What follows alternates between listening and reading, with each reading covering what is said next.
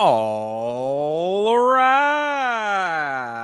What's up, everybody? How you doing out there? Welcome back to the show. This is last week's fights. My name is Thinker St. James, and tonight we are going over each and every fight from UFC Fight Night. Lewis versus Teixeira, taking a look at UFC 318, Holloway versus Poirier 3.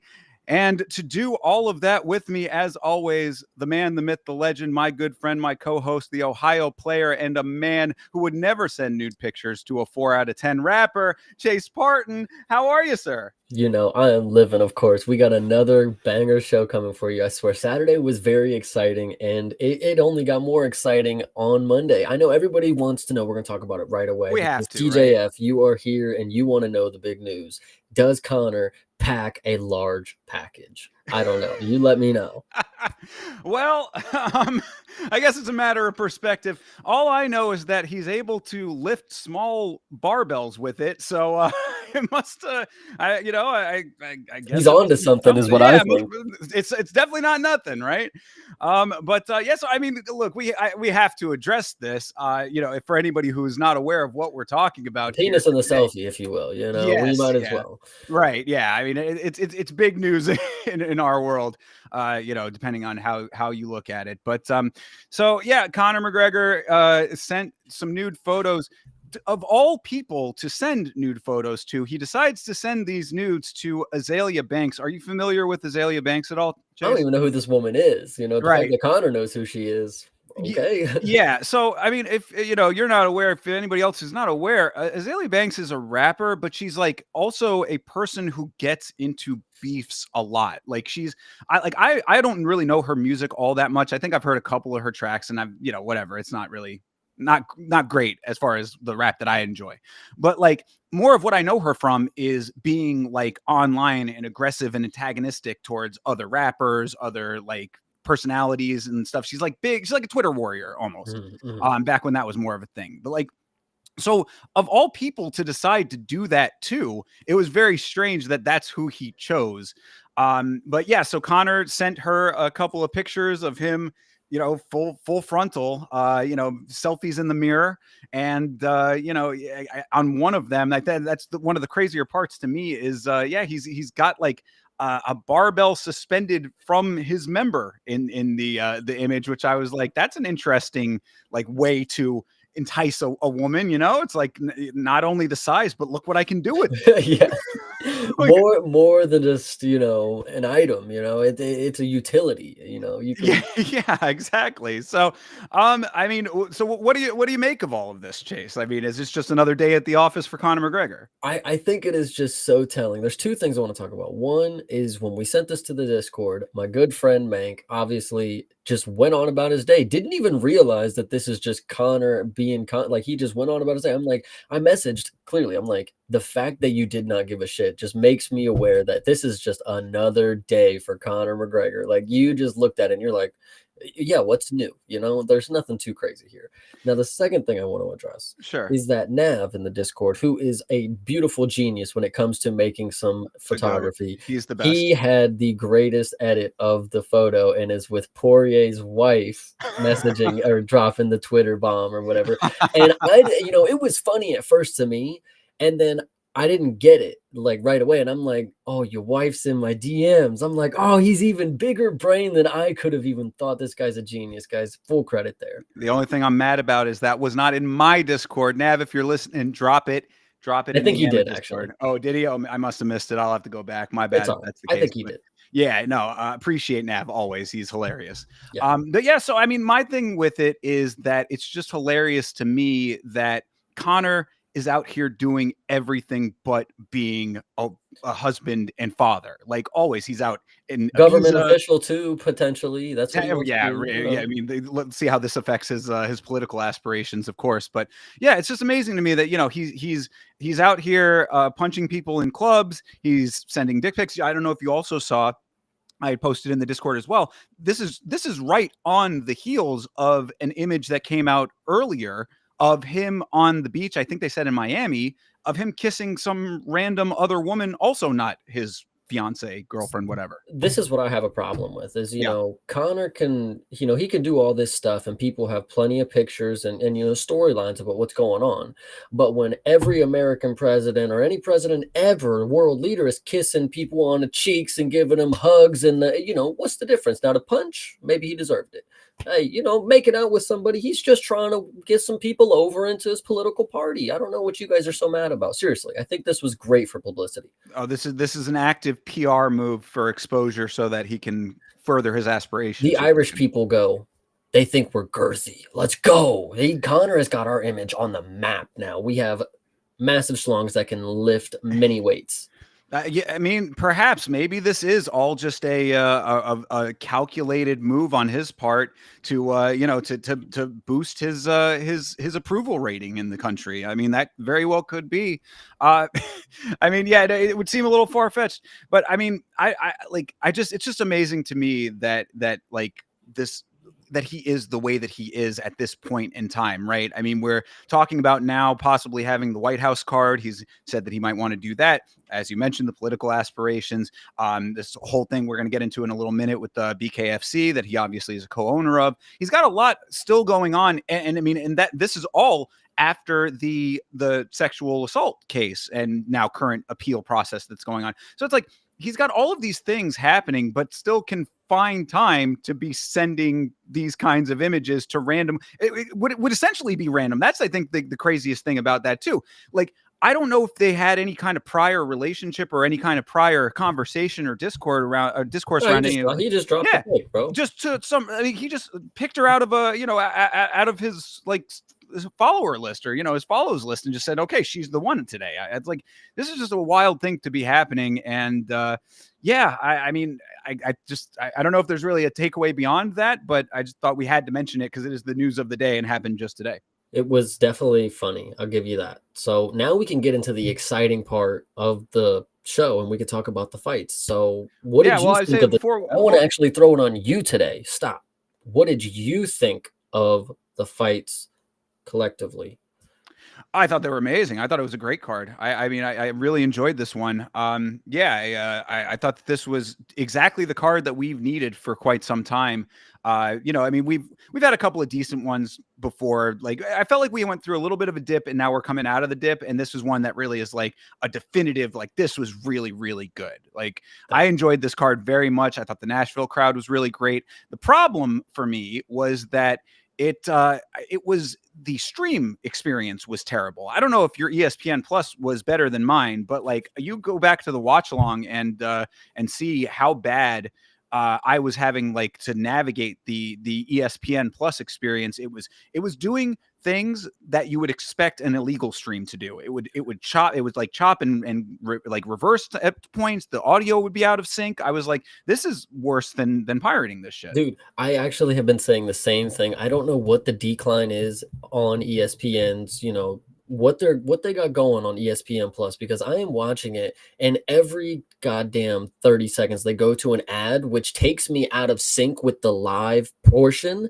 So I'm watching, an ad that's stuck in its own little world, and when the ad's over, I have to click refresh to go back live because I'm missing shit. And it's actually very, very irritating. And I think that is the main part of it. And what I think is also key is towards the end of this little ESPN deal with the UFC, it definitely seems like they are sabotaging our experience. I have no idea what's happening. Yeah, and I mean, we've had the kind of the mentions of that from time to time here. Now, I think that what the issue is when it comes to the ad portion of everything is that, at least what it appears to me anyway, is that they used to embed the ads in the actual stream itself. So like, when it would be coming from ESPN, you'd have the video feed of the event, and then within that same feed that like is streaming to you, you'd get the ads as the same portion. What it looks like now is that it's changing from the live feed to a secondary party. That's because I don't know if you noticed this too, like for, at least for me, it'll say ad almost like on YouTube or like any other like video platform that like has that kind of distribution. And it'll say ad in the corner, and then it'll give you a countdown as to how long the ad break is. Mm-hmm. So what I think is happening is that it's cutting off the ESPN feed, going to the ads, and then coming back to the feed when the ads are done. And in that transition, everything is going sideways. Now, whether or not that has anything to do with it being sabotage or not, I don't think that it's too far of a stretch to think that ESPN has been teasing for a while now that they're not happy with the arrangements. They're claiming that the pay-per-view numbers aren't great. They know that the UFC is looking for other options. They've been very public about that at this point. So I don't know if they're actively like, we are trying to go after these products and make it a poor experience, or if they're just like, we don't give a fuck anymore. It's just going to be what it's going to be. Screw them. We'll fucking worry about Northwood baseball or whatever the hell else they're putting on their service.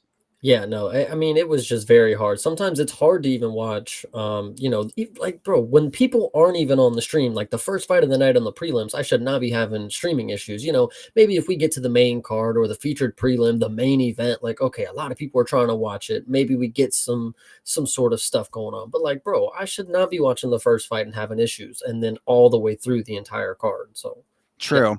Yeah. And also for this one, there was 20 minutes before the first fight, which I thought was a little strange, only because there was no fights that dropped out on this card as far as 30 minutes. It started at 7:30 or whatever, 6:30. Okay, so 20, 30, whatever. I mean, there's a very long portion of lead up on this card for some reason. And I didn't get that because, I mean, like I said, I don't think any fights dropped out on this one. So to be fair, it's weird, I mean, is it the worst thing to do if you're trying to fill a time slot and you have heavyweights that, 5 rounds for heavyweights, it's like a godsend kind of deal. So if that's your main event, that's 20 minutes, 15 minutes unaccounted for, and you're expecting a lot of finishes on this card, I guess. So maybe they were doing wishful thinking and it paid off. I don't know. I think that there also might be some push possibly by the organization to lower the time frame of these events. Possibly, this is speculation, because they've been listening to my gripes, to be honest. Well, and I mean, look, this was a 12 fight card, if I'm not mistaken here, and I thought that it went fine. I was like, yeah, we can have like smaller cards that are not 14 fights and still get a full experience out of it. I felt if they're going to be of this quality, then yeah, you chop 2 fights off every time. You don't even need to have that intro portion. Bring it down to a 5-hour broadcast. I think a lot of people would be okay with that. I know that we're sitting here 6 hours, 7 hours at a pop, doing our watching of every single fight. Like, having those extra hours might not be so bad every once in a while, I agree. Sometimes I be sitting here and listen, I'm blue collar, guys. I be working before some of these cards. So when I get up at 7 in the morning and I work until 4, and then I got to get a card at 6, and then it ends at 12. It's you can't always expect me to be the most energetic. I am going to be a little groggy, a little tired from the day. So shave an hour off or so, and I think maybe we're working towards something good. But as of right now, this was fine. This card was good, and I thought the pacing was okay after that first 30 minutes. Indeed. And the only other note I had before we actually get into the fights proper was that Meg O'Leary and Joe Benavidez have welcomed their child into the world. So congratulations to the two of them. Their little boy named Vito, which I thought was kind of cool. So Vito, welcome to this planet, and congratulations to Meg and Joe. Yeah, absolutely. I actually wanted to ask you a question because somebody asked it in the Discord when we started. They asked, "Oh, Brendan Fitzgerald's on the card. Like, what do you think?" So I actually wanted to ask that right on stream. Just about Fitzgerald as a broadcast. I'm fine with Brandon. Yeah, I mean, I think that I am always okay with the guys that are not as seasoned in all of like the technical terminology and like the deep in like inner workings of the sports aspects of things, because I feel like from that, when you have that, like a person like that paired with Sanko and DC, who obviously are very learned in that area, they're very well versed in those things. It's a good dynamic. I feel like he calls the play-by-play pretty decently. You get the good color commentary from DC and Laura, and overall, like, that evens everything out. Now, I mean, I prefer John Anik if we're going to split hairs on like, ranking people or anything like that, yeah, I'd say that I'd put John over him. But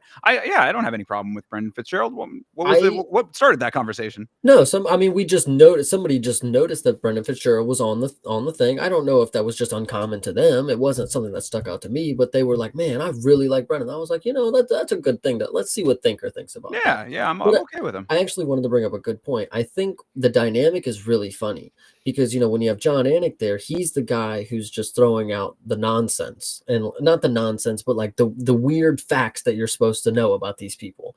And then when you get Brendan Fitzgerald, and then you have Laura becomes the person who starts saying the crazy shit during the fights, and it's pretty funny. I'm not gonna lie, she's pretty enjoyable. I know she gets a lot of flack. And why do you guys hate looking at pretty women on screen? I really don't get it. So yeah, I mean, or listening to her when she actually makes perfectly fine points. I thought she was great on this broadcast personally. So yeah, no, I was pretty okay with all of that.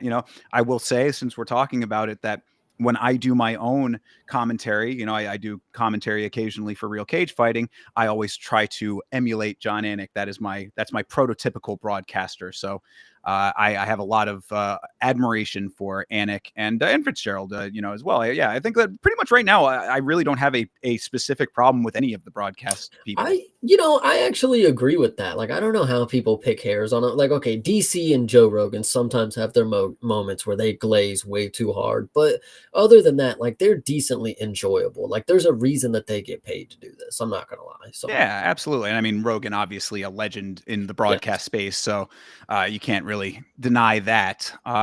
So, I mean, until they throw out somebody who is like noticeably like when they did Mike, Goldberg.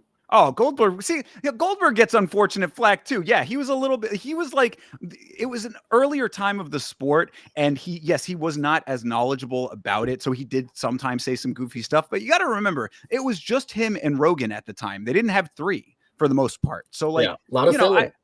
And it's filler, and it's also like, I don't cut the guy some slack. He's got a lot of fights to call. I don't know. I feel like people are hypercritical of some things. I miss Goldberg. I thought he had some great lines back. It's all over. Like that's iconic. Listen, Deadly Pube, you want to make comments that I've never seen him. Honestly, facts live. I've never seen a fight, where he was on the commentary booth, but his voice is still iconic to me for somebody that doesn't like, that is more recent to like keeping up with the sport, like 100%. Yeah. So, yeah, I would say he's to me, he's legendary. And the fact that he did not get a proper send-off by the organization, I would really like to know like what actually went down behind the scenes. I was actually just talking about that with a friend of mine not too long ago. Shout out to the homie Dave. Appreciate that guy. But we were talking about that, and I was saying like there had to have been some weirdness that went down behind the scenes, because the organization is usually good about those types of things if you're in the good graces of the organization. If you are not, then they will quietly shuffle you out the door, and that's what happened to him. Yeah, I can hear you. Yeah, so that was a good little side rant. Just wanted to bring up the commentary crew. I thought we had a very good time on this one. So I thought that this was fantastic all around, in my opinion. I really enjoyed this one. So let's get right on into it. UFC Fight Night, Lewis versus Teixeira. It took place at the Bridgestone Arena in Nashville, Tennessee, and it started with Fatima Klein versus Melissa Martinez. Before we get into the fight proper, just want to shout out everybody in the chat: Beeb, Deadly Pube, Saw the homie, TJF, and of course the Vitz King. Appreciate you, brother. We miss you too, man. We will hopefully be back together, reunited sooner than later. So anyway, Fatima Klein versus Melissa Martinez. What did you think of this fight, sir? Golly, I remember a couple weeks ago that I said sometimes you just gotta put your nuts down and you gotta make the call. And I was very confident that Melissa Martinez was gonna be able to do what she did for the first 2 rounds all the way until the bell. And I can't tell you how confident I was once the 3-minute mark passed or whatever. And this fight was very nice. I was very clean from Fatima. She did exactly what I expected her to do, put her on the back foot, didn't implement any grappling. She did shoot, it looks like, but I don't really remember her trying to take her down too much. Stood on the feet, basically showed that she has striking and that she's going to compete on the feet. And if it gets to the ground, she's gonna win that battle. She didn't prove that here, but she's done that in her past. Excuse me. But The third round, of course, comes down to a flurry, and then we get a monster fucking head kick from Fatima Klein to Melissa Martinez, where she drops her and then gets a nasty, brutal TKO finish. And before I let you finish, before I let you go, and let her finish, I think what is key is that I want everybody to know that I think this was one of the first 4 or 5 early-ish stoppings of the night. I think Melissa was getting up and the ref fucking shoved her to the mat, bro. It was annoying. Like, bro, she's getting pounded, right? Okay, cool. But she's like lifting herself up, standing up, and the ref fucking just, oh my God, that pissed me off so much right there. Like, she had a chance. And like, obviously, Fatima loved the finish. Great fucking performance. But and I'm coping a little hard, but damn, he really did dive on her while she was trying to get up, and that was a little fucked up, but great finish. So go ahead. Yeah, that was not one that I noticed as an early stoppage. I would have to go back and specifically look at the finish there of that one. I rewatched it, but I wasn't picking up on that specifically.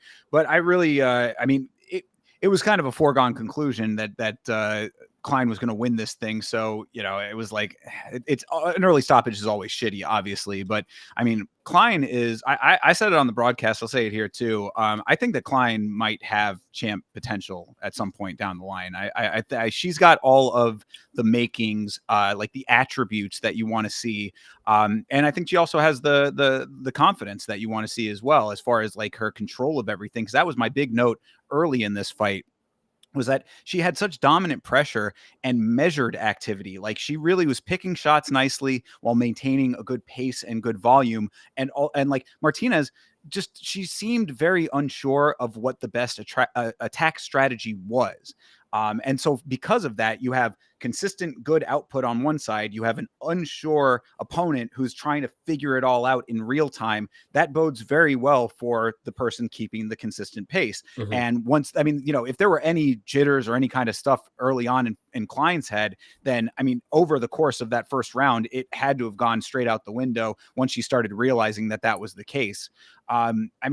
This fight is a great example of what happens when you don't establish a respect level early in the case of Melissa Martinez. Klein sees no major opposition in round 1. She gets her hands on her briefly. Round 2 gets her hands on her earlier in that round, starts banging knees to the body. You have your opponent, you have to get your opponent concerned about what's coming back, and the inactivity from Martinez is not going to accomplish that. Mhm. Yeah, no, I definitely agree. I mean, all around, I thought this was just amazing for Fatima. Speaking, champ potential, obviously, it's written all over. At 8-1, the skills are all there, the confidence is there. If I will compare her to somebody real quick, I think as I say all those attributes, I kind of relate a little bit to Peyton Talbot. I don't know why that's what I'm getting. I'm getting the same vibes there. And hopefully she proves better than what the next performance may be if I'm relating her to Peyton Talbot. But this, she's just awesome. I really do believe. And, she trains with Erin Blanchfield. So these girls really have a good team, around them where they can develop, quickly and efficiently, because Erin Blanchfield also was coming out here, smoking women really early. And now she's trying to get in the title picture. But as people are pulling out of fights, and, that just shows that she's a pretty good competitor. The lack of competition that she's able to find, it means people aren't wanting to find her. So I think that's key. And Fatima might run into that same issue. Is I love the activity from her. She's obviously been in here a couple different times that I've seen quickly since her debut, and that was actually just a little bit of a year ago, maybe a little under. It was almost a year to the day, I think they said on the broadcast. So love it from her, but it might slow down once people realize how good she is. I mean, Josh Van ran into the same issues. So yeah, hey, and it's it's a good problem to have. Yeah. I mean, it's like, obviously, if you're starting to scare the rest of the division, that's saying something without having to do much. I mean, obviously, what you're doing is enough, I guess I should say.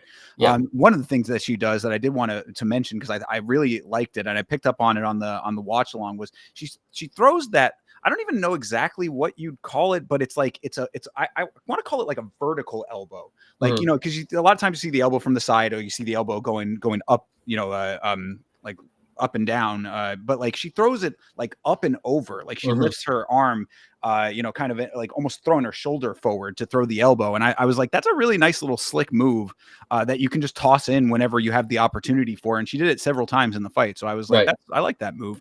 So I appreciate that she likes, is finding opportunities where other people might not have seen them. And then of course the kick that ended everything was a thing of beauty. What I loved about that was that if you saw the angle that she threw it from, she didn't have full leg extension. She was in close range. So it Mhm. was kind of an awkward angle. She was a little bit closer than you normally would want to be to get your leg fully extended. So all of the power from the kick came from the shin portion of her Yeah. leg.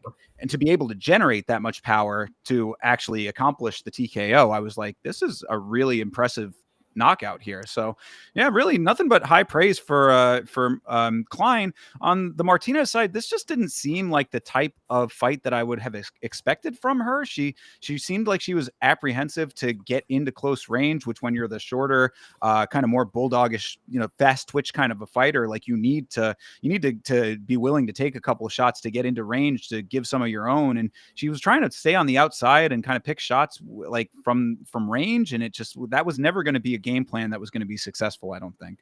Yeah, it was unfortunate. I mean, I obviously knew Fatima was going to get this done. She even knew she was going to get this done. She said she was going to finish her. It wasn't in the first round, but it definitely did come eventually. I thought Martinez was going to be able to dance her way to the decision, and I unfortunately, I was wrong. But here's my thing. The last two times that Fatima has fought, that I've bet on, I've put her by decision, and now of course I've been wrong both of those times. But surely, and we're going to talk about this here in a little bit, surely she can't go 3 for 3. Like, I got to go decision again on this one. So we'll talk about, what I'm foreshadowing there in a little bit. But For either way, sure. Yeah. Fatima by decision next fight to lock it in. All right, right on. But yeah, nice knockout here. And it was Fatima Klein's birthday as well. No, So nice present to herself in the form of a win. yeah. She makes the purple trunks look good. Give her Yeah, that. absolutely, absolutely. It was also nice to see her family in the crowd cheering her on. So True. good stuff. Yeah, really, just a kind of a feel good story all around for Fatima Klein. Back Oh, to the Aaron drawing was in board. her corner. Sorry, I wanted to Yes, yes, mention she that too. was. Yeah, yeah, Yes. absolutely. So, like you had mentioned already, I mean, quality team and workers. I mean, Yeah. that's something I would definitely say about Erin Blanchfield. You can tell that she's a hard worker in this sport, and that rubs off on people that she trains with. So, Yep. yeah, good Absolutely. stuff.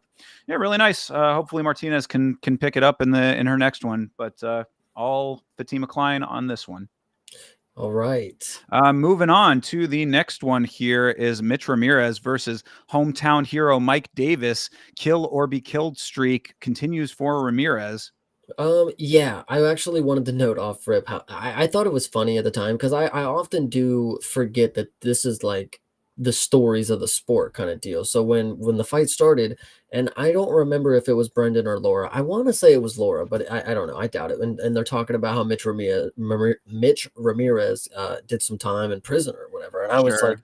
holy God, like this guy here, like, okay, he might be the real deal. If he came out here ready to like, hunger is different, Right. so I always just think about that. Like, man, they stick out to you in your brain, stuff you don't really forget. Like Mitch Ramirez, he's a dude that's done time, like, and that's known. So I just wanted Yeah, to note that I first. loved I had that as well. I loved the story about him like taking pictures out of the magazine and like posting them on the wall with like deodorant as the glue in the jail cell. I'm like, yeah, that's some real deal shit right there. That like that prison craftiness, the MacGyver element of being in prison, like And that's some real shit. And then I think this is because, well, in the first round, there was not much going on. Mike Davis gets the back immediately, and he just sits there for the entirety of the first round. Because the reason I bring that up right now is I think there was a conversation between DC and the other commentary about prison foods and how they jerry rig their food sometimes, and like I I'm like I'm listening to it. I'm like, I mean, he's not wrong, but like, is there nothing else we can talk about right now? Like, he's like, man, they got the ramen noodles sometimes and they can cook it. They make the wine in the toilet. I'm like, why No, are did y'all he? talking? He didn't Yes, really. yes, dude, I'm telling you, I swear, I swear, I swear, I swear. But either way, Okay. Well, yeah, no. So it's for not that some wine that I would taste, but like shit like that. Yeah, that is definitely a DC thing to say. Uh, But yeah, no. So in the first round, yeah, Davis gets the high crotch single leg, and the slam was really nice, right into that, the back and the rear naked choke attempts for the entirety of that round. You're definitely right, and that was my big note on the Davis side of everything. Excuse me, that it was concerning to me that he wasn't able to find the submission with that amount of control and that level of control, because I mean he got him down so quickly and went right into position. I mean, yeah, Ramirez was fighting the hands, but that's, he's going to fight the hands. That's obviously what he's going to do. So it's like I was a little bit surprised by him not being able to get it with the, like, 'cause I mean the body triangle was really nicely secured. That's, I Yeah. remember shouting out the homie Cody Gibson on that one. I was like, that would be a body triangle that Cody would appreciate. And so it's like if you have him that dead to rights as far as like the control portion of everything goes, then it was a little concerning that he wasn't able to actually get the submission, because really the only thing left was to find the actual angle for the Or choke. transition to mount and, get the TKO or something. He was Right. able to do whatever to him in the grappling, it seemed. And all it ended up being was, one of those moments where Mitch gets to hype the crowd because he's not getting subbed and, he's having a great time, He was having a little too much fun in there. Yeah. So I think it was unfortunate for Mike Davis that he did not get the first round finish because, man, you had 4.5 minutes on his back. Like, Exactly. that is the whole round, my guy. And then in the second round, he actually started very slow. And I don't know if this was because he was genuinely tired from from holding the body triangle for the entirety. I don't know how he should be more tired than the guy that he was holding down, kind of deal. But that's what it seemed to me. In hindsight, maybe it was good game planning. Start out real slow in the second round because I won the first round no matter what. And he started out slow. Mitch Ramirez actually had some decent success on the feet for a second. Getting, the crowd was actually behind him for a moment. They were thinking he was going to do it. And I did think Mike Davis was a slouch again. I'm like, oh my God, no way. You're about to be gassed after that first round and then get finished. But unfortunately, he let Mitch Ramirez throw himself out very, very quickly into the second round, which was a good vet move, I guess, if it was game planning. Mike Davis obviously hunts for the finish and gets it, and thankfully he did, because now he's not on the shit list. After the first round, it was close. It was close. But Well, and I want to say, I believe, because I know exactly what you're talking about with like the optics of how he looked going into that second round. I want to say that Mike Davis might have the same thing going for him that Alexandre Pantoja has, where he looks worse off than he actually is. I don't know if it's that I think it's different because my eyes, Pantoja visually looks tired, but he's not like physically kind of deal. Mike Davis, he just looks like he's standing there. Like at the beginning of the run, he's just kind of just standing around. He's just walking straight up. He's not doing much. He's just kind of waiting for him. And yeah, maybe he was, waiting for him to throw himself out early because he did a lot of grappling in the first. I don't know. But it actually looked like the Mike Davis that we saw in the first, the last instance where he was so gun shy, not quick to pull the trigger. That's what I saw at the beginning of the second round. Thankfully, he turned it around and we got a late finish, right? 4 minutes in. Yeah. Yeah, So yeah. grateful that he did get that. Sure. Yeah, absolutely. And what I had said too is that it really sucks that Mitch Ramirez isn't like technically better, because he's definitely a dog. You can tell that this guy is like all heart. And I actually like, I kind of gained a little bit of respect for him. I'd say that maybe he was having a little too much fun in that first round. Like, bro, yeah, it's all good that you're fighting all of this stuff off, but you have clearly dropped the round. So maybe you don't be smiling and playing to the crowd as much. But in that second round, you saw that he really is like about his shit. I mean, he will strike with you. He'll go punch for punch with you. I actually wanted to pose a question because I'm sitting here thinking you're like, it sucks that he's not technically proficient. And I'm like, well, he did spend 9 years, in prison or whatever. But then I got to thinking, maybe I should ask this question. Why don't they, teach MMA in prisons? Like Because they'd have I inmates mean, fighting I each mean, other. I get it. That was my first thought too, but like it's a community bonding thing. You don't necessarily see everybody fighting each other in all the clubs, like they don't hate each other. Maybe it would be a bonding experience. I don't know. Maybe I posed the question to all the wardens out there. You bring Stephen Wonderboy Thompson around, you bring him and you say, teach these guys how to throw a sidekick. And then there you go. And I think we could do a lot. I think a lot of people will get their sentences lowered for good behavior. I'm just saying. think you are cooking with a recipe for disaster, is what that sounds like to me. But I Mitch mean, Ramirez would have benefited from it though, because he probably would have came out here more technically proficient. That's all I'm saying. That's all I'm saying, true. guys. Yes, that is it's a good point. I mean, it's not that he like is terrible. Obviously, he fought the hands long enough to not get submitted. Mhm. You know what I mean? So there are like aspects of the game that are definitely there, and he is tough. It's just a matter of putting all of that together in a way that's going to win you the fight, and you know, Mhm. and also I think being aware, having like the fight IQ to to realize when the tide is shifting, when you should probably level change. Like by the time that because what happened for the ending sequence was that it was a switch knee that started it, and right then when that knee landed, the knee, it wasn't what put him out. It was the several shots thereafter, which were all very nicely placed by Davis. You know, his boxing is pretty good. And Mhm. he was talking about that, afterwards as well. How much of his boxing and all this. I'm like, yeah, all right, I don't know about all that, but um, We got to get into his post-fight speech. I just yeah, remembered it now because he started it by saying, you guys know at heart, I'm a wrestler, I've been doing this my entire life. And then he ends his speech by saying, you guys know I'm love to box. I'm a boxer, baby. It's like, yeah. whoa, what are you talking about, dude? Oh my Yeah, I goodness. mean, keep it in perspective, I suppose, is what I would say to Davis. But yeah, I mean, look, he obviously got the knockout, so he's doing something right there. But Yep. what I was saying, and I'll just finish the thought, was that once that switch knee landed, that should have been the signal to Ramirez that it was time to change the strategy. Either you get the hell out of the way, or you level change, or you do something aside from turtling up and allowing those several other shots to follow through. Mhm. So that would be the. It's like it seems like with Ramirez, like there are just a few holes in the game that might be fixable. Like I don't want to count the guy out. He is only 8-3, so I mean there is probably time to improve, but he's racking up the losses. I think that this was one where he came back into the organization, if I'm not mistaken, or I remember we were talking about last week, like that he had his record was less than great. Yes. Um, Yeah, no, he was on Contender Series and then did but not get signed and then went to right. So LFA and came back. yeah, so exactly. So I mean, it's like he's still like at that bubbling beneath the surface Mhm. kind of level where it's like I feel like if he fixes a couple of things, he could probably be pretty effective. But like now is really the time that you have to fix those things because you're not going to keep getting these shots.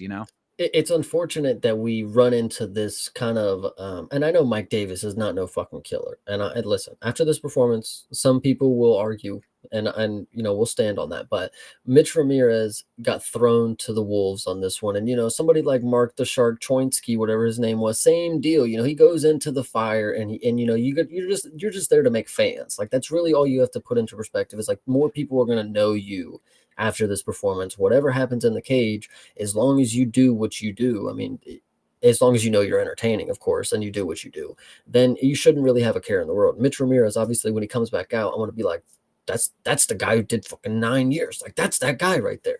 And then he might come out and knock somebody out. I mean, that's what he does. So we'll see. Yeah, I hope so.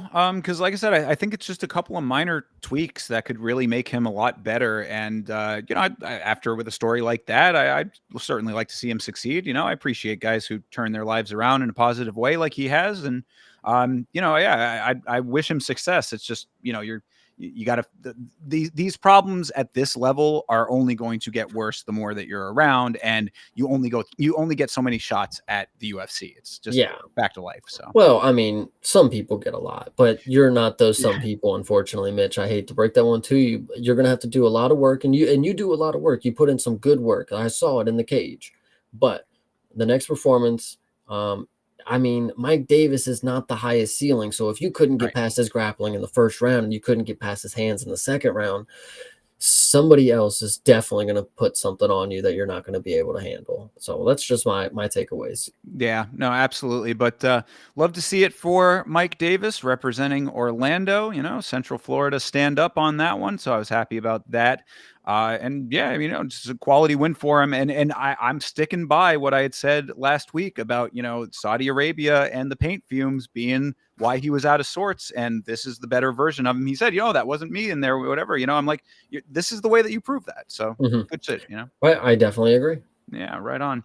All right. Well, coming into the next fight here, Kennedy and Chezuku versus Walter Walker.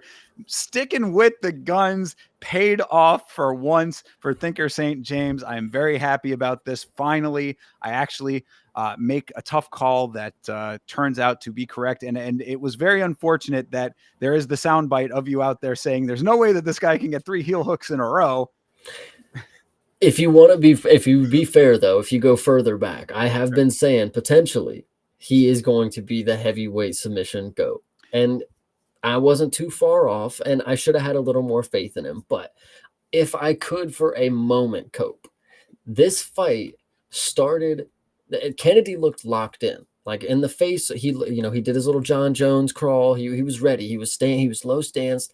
And the initial encounter was exactly what Vegas saw as the winning method, because Walter Walker put his head down and charged at him across the cage.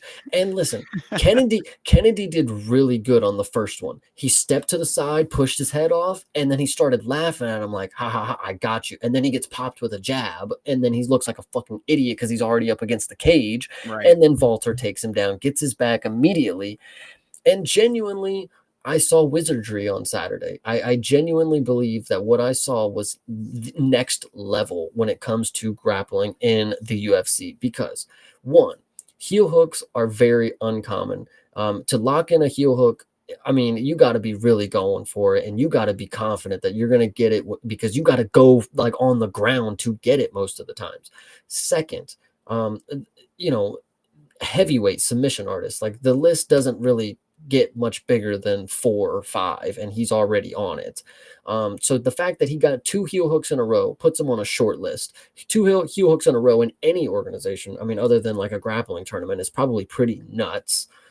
Then he comes out here, he's got Kennedy's back, and with the movement of a god, he jumps to his back, pulls guard, and he has the sixth sense knowing that Kennedy's going to pivot and turn away because he already has his elbow locked. And as soon as Kennedy lifts his leg, the heel is in and he turns and he's already cranking. And at the moment, what is really funny as I'm watching, I'm like, oh my God, no, he's not tapping. But then the dude is screaming for his life. I'm like, oh God, yeah. damn it. I'm like, oh Jesus fucking Christ. It was such a quick motion. Yeah, it was really the setup was a thing of beauty. Now, someone had said that he had shown, actually, I guess Lorosenko on the broadcast also confirmed that he had shown off that setup on social media, and I guess also showed it to Lorosenko before the fight. So like, he had been drilling that exact setup, and to be able to execute it in competition like that was it was really something spectacular, I have to say, because we have seen heel hooks from him specifically, but we've seen heel hooks, like you said, they're rare, but we've seen them before. But I don't know if I've ever seen that specific setup. I was trying, because like somebody had said, that's not that specific setup. I would highly doubt, but jumping guard for the heel hook, I think the only other person I've seen do that and get it was Ryan Hall or something on BJ Penn kind of deal. True. Yeah. That tracks. I mean, but yeah, that drop down to between Kennedy's legs, and to have all of those things that you just outlined in mind as like a sequence, it really was very impressive. And as I had said on the watch along, I'm like, guys, he might be the better Walker brother here. Mm-hmm. So, if there's always one sibling that's going to outshine the other one, maybe we just haven't seen the better one yet for whatever reason, but we've seen what we've gotten from Johnny. Walter is making a pretty goddamn good case for being the better one. Listen, okay, so I will give credit where credit is due. 3 submissions in a row, 3 heel hook submissions in a row is very, very nuts, very classy. Obviously rip your opponent's leg off, do whatever you got to do. But will this continue to work? I don't know. I don't know what we're going to see as his competition. But should this work against a high-level mixed martial artist? Probably not. This dude, again, his instinct was to put my head down and just run across the cage. And we've seen it done before, but it is sometimes set up a little better. Hopefully, if Walter Walker is actually wanting to compete, I know the heel hook thing is your thing, but there's going to be a time where you don't get it and you get your head smashed in. Like there was a reason he was an underdog, and I think that first sequence was exactly what they were seeing. Kennedy would be able to evade, swipe, and just shove him out the way and get by. The next person probably will be able to do that again, but they probably won't goof off and let Walter do it a second time across the fucking cage. And I listen, prospects, heavyweights, I do. It's a weird spot right now. I don't want to admit who I think is actually the prospects because I've been wrong already. Hamdi was a flop. Walter Walker may be the guy, but guys, another submission. We can't go 4 for 4. I mean, I will be on record right now saying he will not get a fourth submission, guys. It's just not going to happen. I mean, listen. Listen. He's going to go up against Shamil Gaziev next, and Shamil is going to stuff the takedowns and just box his head off. That's my apropos right there. All right, fair. I mean, you heard it here first. Clip it, people. Do it.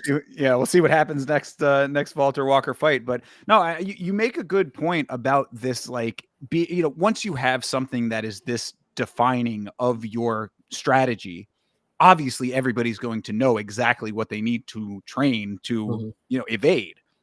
Now, we also know that there are people like Hamzat who you can train any 8 million different ways to Sunday and know exactly what he's going to do, and it doesn't matter because he'll still just do it anyway. I don't know if Walter Walker's necessarily of that caliber, but my point is, and I think that this is the wild card of all of this, is that current heavyweight is such a no man's land right now that this probably will work on at least, because they were asking me after the fight, like, where would you place him now? And because he himself, I guess, said he didn't think that he was like of the caliber of being ranked yet. And I was like, fuck that. You are, bro, put him right in against Tai Tuivasa immediately. I mean, that's an easy one right there. But like, my point, no, because he'll actually get a fourth heel hook on that dude. Well, that's my point, though, is that that's what I'm trying to say is that, like, yes, having one thing that is a defining feature of your game is not a smart game plan, because then everybody knows exactly what to be aware of. But it's heavyweight right now. So even if a lot of these guys are aware of it, like fucking, we're going to talk about the Tafa fight in a little while. The fact that everybody knows that all you have to do is to get them to the ground, and then that's, you know what I'm saying? Like, so it's like, the heavyweight is just not equipped for these types of performances. And that, I think, is the bigger problem. So can he be successful with this going forward? Probably not at the top of the division. I mean, I don't think that he's winning a belt with a heel hook necessarily, but I do think that he could probably get himself into the top 10 with it. Yeah, it is tough to say. Walter, if you are listening out there, I would like to just say that I am criticizing you because I would like you to be better. The striking up top and the shooting from across the cage, it did work, and I give it to you. You got a 54-second submission, but I don't know, man. It's just hard for me to see that this is going to be the championship material. Like, this is the way you win championships.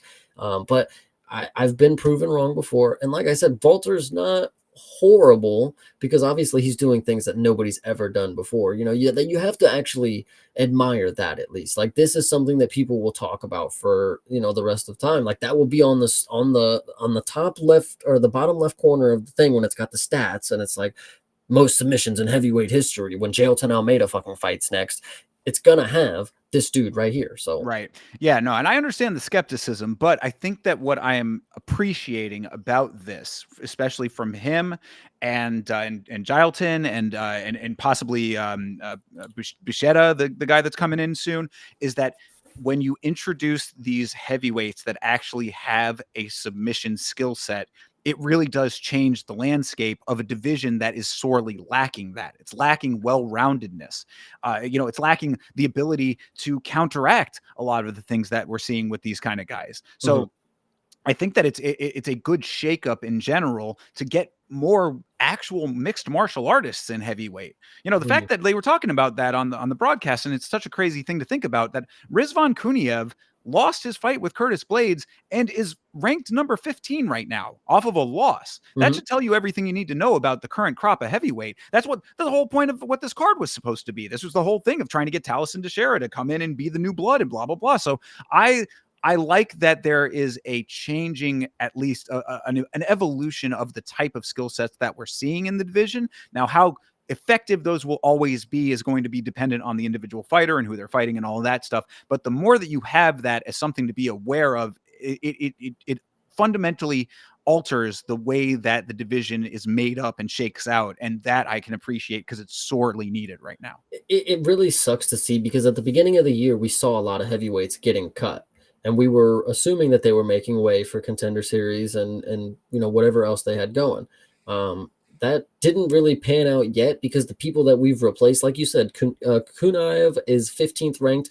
We removed Romanov, and he was 15th ranked. And I actually was going to say that Walter Walker would have a very tough time with Alexander Romanov, but Kunaev's now 15th ranked, and we got a dude that we kicked out to go win $500,000 at PFL. So Indeed.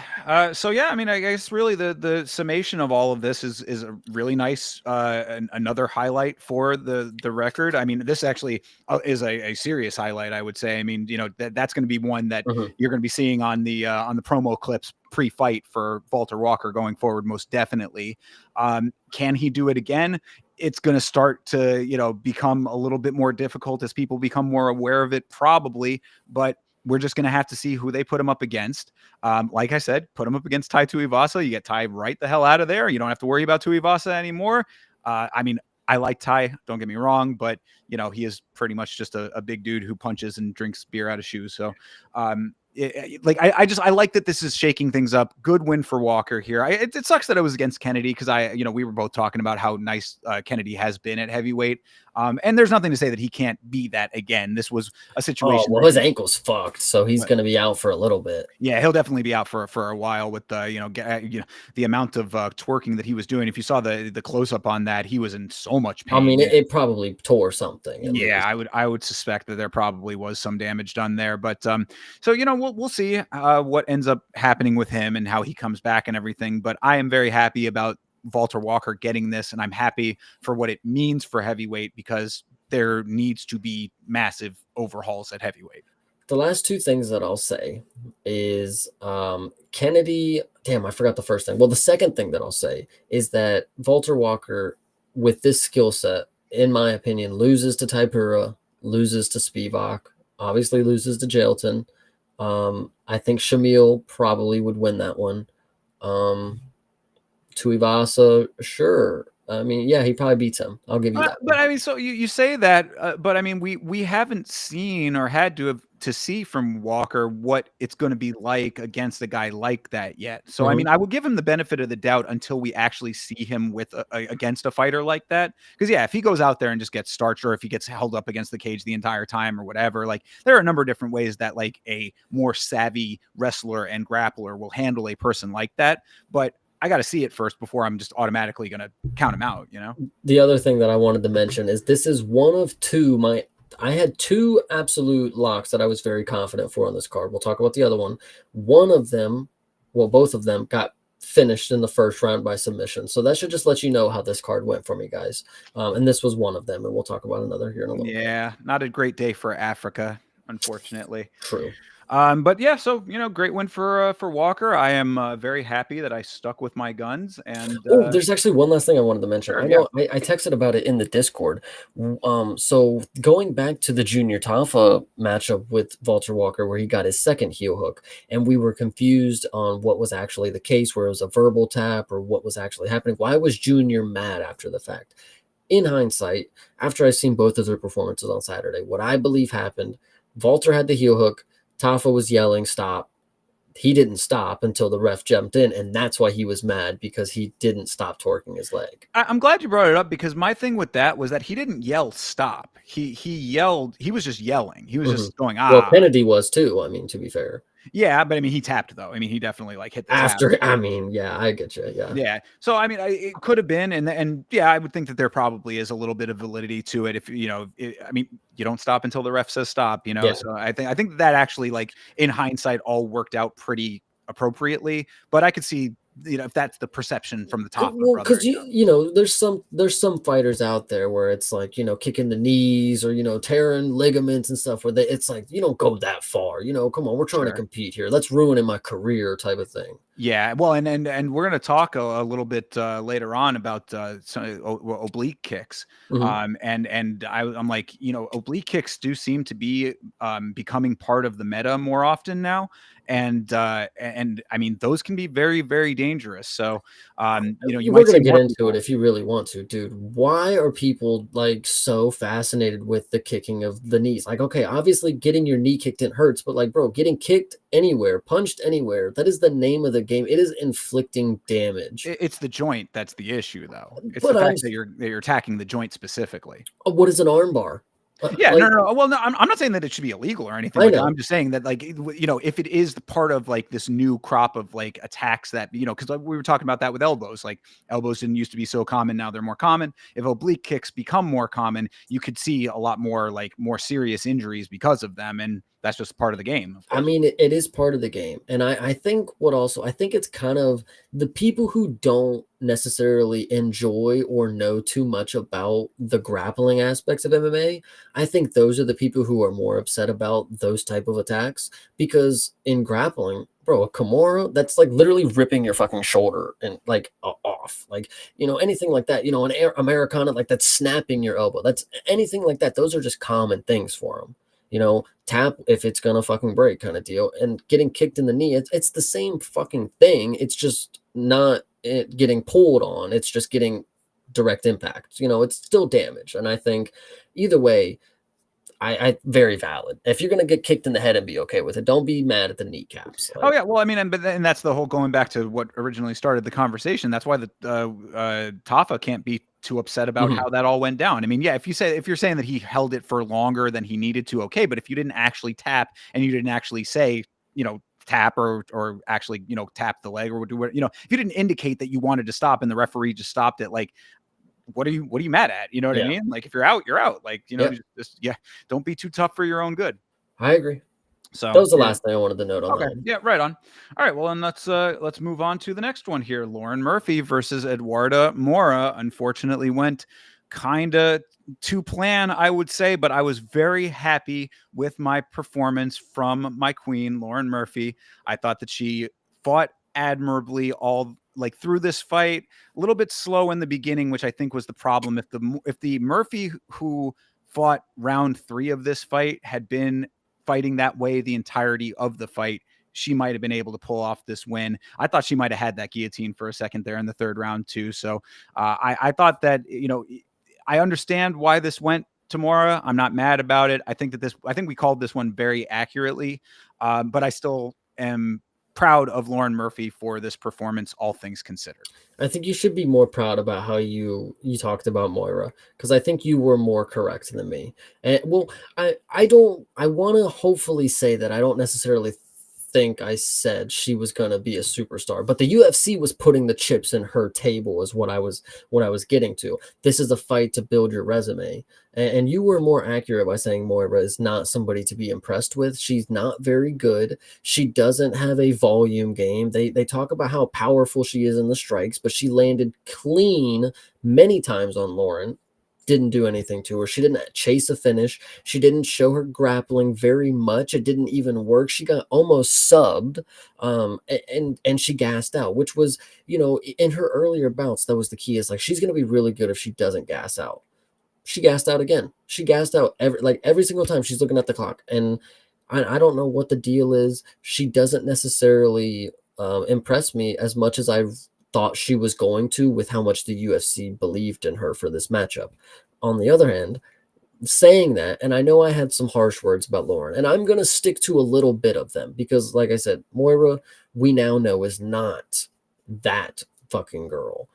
Lauren Murphy, on the other hand, lost to her for 2 rounds, and put up a gritty performance, which came back in the 3rd round. She almost finished her. Like I said, the gilly was in. She actually had it. She just didn't switch to the high elbow. She didn't get the elbow all the way up. Maybe she was yanking on her arm. I don't know. She almost got it, didn't get it. Moira got out, and it was crazy to notice. It is 2025. Lauren Murphy just retired, winning the final round of her fight. I think that is actually crazy to note. And at 41 years old or whatever it was, yeah, shout out to her. She actually did make a decent fan of me. I know that's the last fight I'll ever see of her. But her post-fight speech was pretty cool. I actually kind of digged it. Yeah, absolutely. Shout out to R6 Jerry, by the way, who is a student of Lauren Murphy, who was in the watch along chat for a little while. Cheering her on and everything. And I definitely, I was there doing that exact thing. And like I said, I thought that this was a pretty good way to go out, all things considered, based on all of the factors as we broke them down. I just think that part of the problem for Murphy in this fight was that takedowns were never going to be the path to victory. It just seemed that she didn't realize that early enough, and she didn't let her hands do the early work, which I think could have been a lot. I was saying that on the watch along, like when she went in for the initial entries, I was like, Moira is she's not bad on the ground. Like she has the basic skill set to understand what not to do and what basically to do on the ground to keep himself out of trouble, that kind of thing. And her takedown defense is not bad either. So, I was like, just throw your hands, like outpower her. That's going to be your better strategy. But it came a little bit too little too late. And I did want to give Moira a little bit of credit for some of her ground game, because there was one time, I believe it was in the first round, where Moira was on top and they were out in like open range, and Murphy was trying to like back herself to the cage, which was the right thing to do. Moira adjusted her body to get herself between the cage and Lauren, and I was like, that's a high level move. So I'll at least give her that level of respect to say like she has the basics down well enough. But that's, I think, where it ends, and I would say that she's rather basic as a fighter is kind of my criticism of Moira. Yeah, I mean that's kind of the whole deal there. It was unfortunate because I am a Murphy fan, like I said. It it is what it is. It's like I think we like I said, we called it pretty accurately. And as I had said on the other episode, this should be an indicator to you to keep a close eye on who Moira's next opponent is. Because if Moira comes in at minus money against her next opponent, and it's somebody that you think is even, somewhat comparable of skills, then you might have a good dog on your hand. Yeah, I agree. I don't really know if there's too much more that I have to say about Moira. Like I was really hoping to see some level of improvement that made me think like, yeah, this is the next prospect up. But what ended up happening was she showed me, decent grappling against Laura Murphy, and then gassing out after you grappled yourself to death. In the second round, she was tired. I'm surprised she won the second round, but Lauren really didn't get going until the third. It was kind of it wasn't close, but Moira, you could tell, is just she doesn't have a pace that she can put on another fighter. She has the pace that gets put on her, kind of Right. deal. Yeah, absolutely. There's one other thing I did want to mention here, because we are going to talk about some refereeing related issues on this card. During, I want to say it was round one, it might have been round two, but I think it was round one. There was a time where Moira had Murphy on the ground, and then she decided to disengage and stood up, and Murphy kind of push kicked her up, and Blake Rice was the referee, and he was very adamant that it was a push and not a kick. Mhm. And that was interesting to me because I'm like, what exactly is the distinction there? I mean, like if your foot is doing a kicking motion, the only thing I could think of is if your foot is already making contact with the other Yes. body. So if that's the case, then I mean, like it would seem No wind back. right. Yeah. No actual distance between the kicking foot and the flesh of the other person. I like if that's the case, it just seems like something that like there's a lot of gray area in there, and having that as a distinction would be somewhat concerning for other situations. Like this one I think was probably pretty okay, because Moira was just like, what the hell, and then he was just like, nope, that was a push, you're good. Mhm. But I could just see that being a problem in other instances, I guess is what I'm trying to say here. So but you thought that was completely acceptable how that went down? I think, I mean, if you're watching it, I mean, I don't know. It is a hard call, and I do know what you're talking about. And I did think at the time, I was like, whoa, but I was like, oh, okay, whatever. I mean, he was cool with it. I do think it comes down to, there's your foot will leave or your like knee will just like straighten out. Like maybe Sure. that's more or less what he was paying attention to. I don't know. Yeah, I just Anytime the foot goes near the face with a grounded opponent, you should be saying, don't fucking kick him in the face. Don't do it. Just don't even play it. Exactly. Yeah. I mean, and I see there being more weird situations potentially down the line if you're not going to make a clear cut call one way or another as to how you handle that, I guess is what I'm trying to bring up. But anyway, that was the only other note that I had about this fight. This is, as we had mentioned, Lauren Murphy's retirement fight. So congratulations to her on a storied career. As she had said in her post fight, she is a pioneer in this sport. She was fighting way before women had as much of a place in the sport, and definitely not the level of limelight that they have now. So, that shows how much of a dedication that she had to mixed martial arts, and I give her a lot of respect. And she's saying that she wants to become a judge now, or judge or a referee. I love that. I went on a whole little diatribe on the watch along about how important it is, and also how this is kind of unique in this sport where, like, I mean, you're a basketball guy. Is it common that players go on to become referees? There is one specific instance. His name is Richard Jefferson. He is a referee sometimes, but he's also a commentator sometimes. So yeah, I mean, I bring it up to say that it's I like this because it's a nice way to continue giving back to the sport by being a person who can officiate and judge fairly, knowing what you're supposed to see inside of the cage, where otherwise we might not get that. So I really like that Lauren Murphy is going into the officiating and refereeing side of the sport, because now we're going to hopefully get some better judging and reffing. Well, I wanted to make my funny first before I actually get into the serious note. It's like, yes, thankfully she's going into, officiating or whatever. We do not need another person on commentary that we don't want to listen to. But in all seriousness, as we've seen people transition from this sport over into the officiating, Chris Liebman, I believe is his name. Hell yeah. There's a good one to drop for you. He's a judge. We don't actually see him too often in the UFC, which I don't know if it's like a conflict of interest type of thing, but yeah. I don't know why either, but yeah, it is good that he is, good to see him doing that too. And I also wanted to bring up Dean Thomas as another one. He was somebody who was a fighter as well, right? Yeah, but he's more commentary than he is, but he's also like the head of like the medical, like when there's like a tight call, they radio to him kind of deal, and he gives his opinion type of deal. So I don't know. I guess like it is commentary, but it feels like he's got more of an inner loop, and he's like at least on a level that's like not just the commentary kind of deal. Sure. Yeah, and he's a coach, of course, as well. So yeah, it's nice to see people having the ability to continue to be active in the sport in some capacity. And I think that this is a great move for Murphy now that her fighting portion of her career is over. So yeah, 100%. She actually, I did joke about her being on commentary, but after her post-fight speech, like she actually is pretty chill. I wouldn't mind listening to her if she had some shit to say. So yeah, she's a rough and tumble lady, I mean, I think she's got a lot of life experience, and that's sometimes interesting to hear them talk. So she looks like somebody who's got a lot of life experience. I'll give you that. All right. Well, before we move on to the next fight, did want to shout out to Andres, to Rick Allen, and to Pre. Appreciate all of you guys checking in. Thank you very much for being here. Let's keep this train moving here. Jake Matthews versus Chidi Njokuani, the other fight that you had referenced as to being a quick finish here. And I what I'd said on the watch along for this one is that I for me personally at least, and also based on the conversation we had last week, probably shouldn't be counting Jake Matthews out as much as I was, because I certainly I didn't think that there was anything really threatening about him coming into this fight. I didn't realize he had 22 fights in the UFC already. What a record.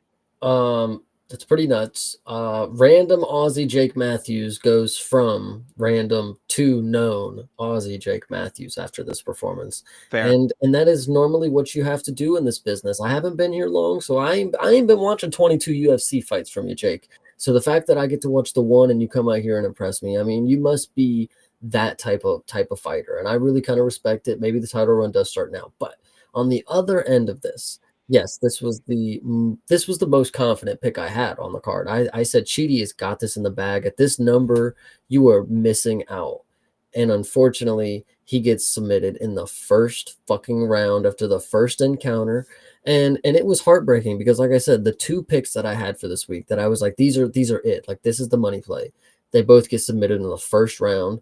And, I kind of want to chalk that up. Like, you can't really you can't do nothing about that, Chase. You know, Walter Walker gets his submission, and it's the third submission in heel hook history by him. And then you get this one where Jake Matthews gets on the mic and he actually says, that's a once in a fucking million thing right there that I just got. I would never, 20 times out of, I would never get that submission, but I did this time, and that's all that matters. And I respect it. That's all that matters. It's a make or miss league. You get that one position and you make it matter, and you could walk out of here with a minute a victory. And honestly, it felt like less because he had the choke in for a good amount of time. Chidi tried to shake him off at the last second, but it was way too late.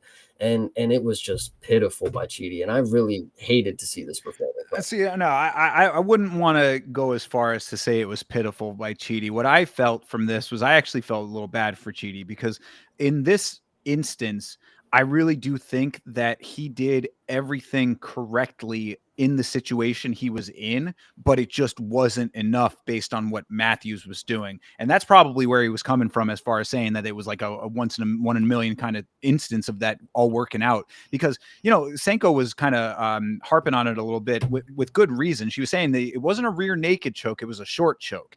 And because of that, it was the angle, because when Chidi went to go shake him off, like basically how it all went down was that, Chidi started off with some kicks, whatever, out at open range. They clinch for a brief second. Jake trips him and quick transitions to the back and then backpacks.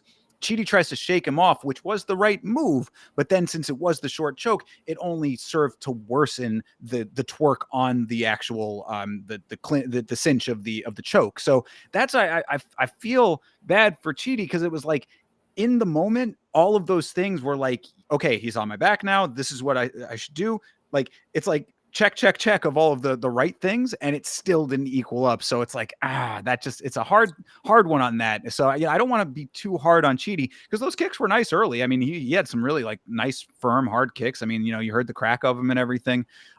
It was just once Matthews had it all locked in, like, I guess in hindsight, it's very easy in hindsight to say, oh, you should have done this differently. But it's like, yeah, fight the hands before you try to shake the body, I guess.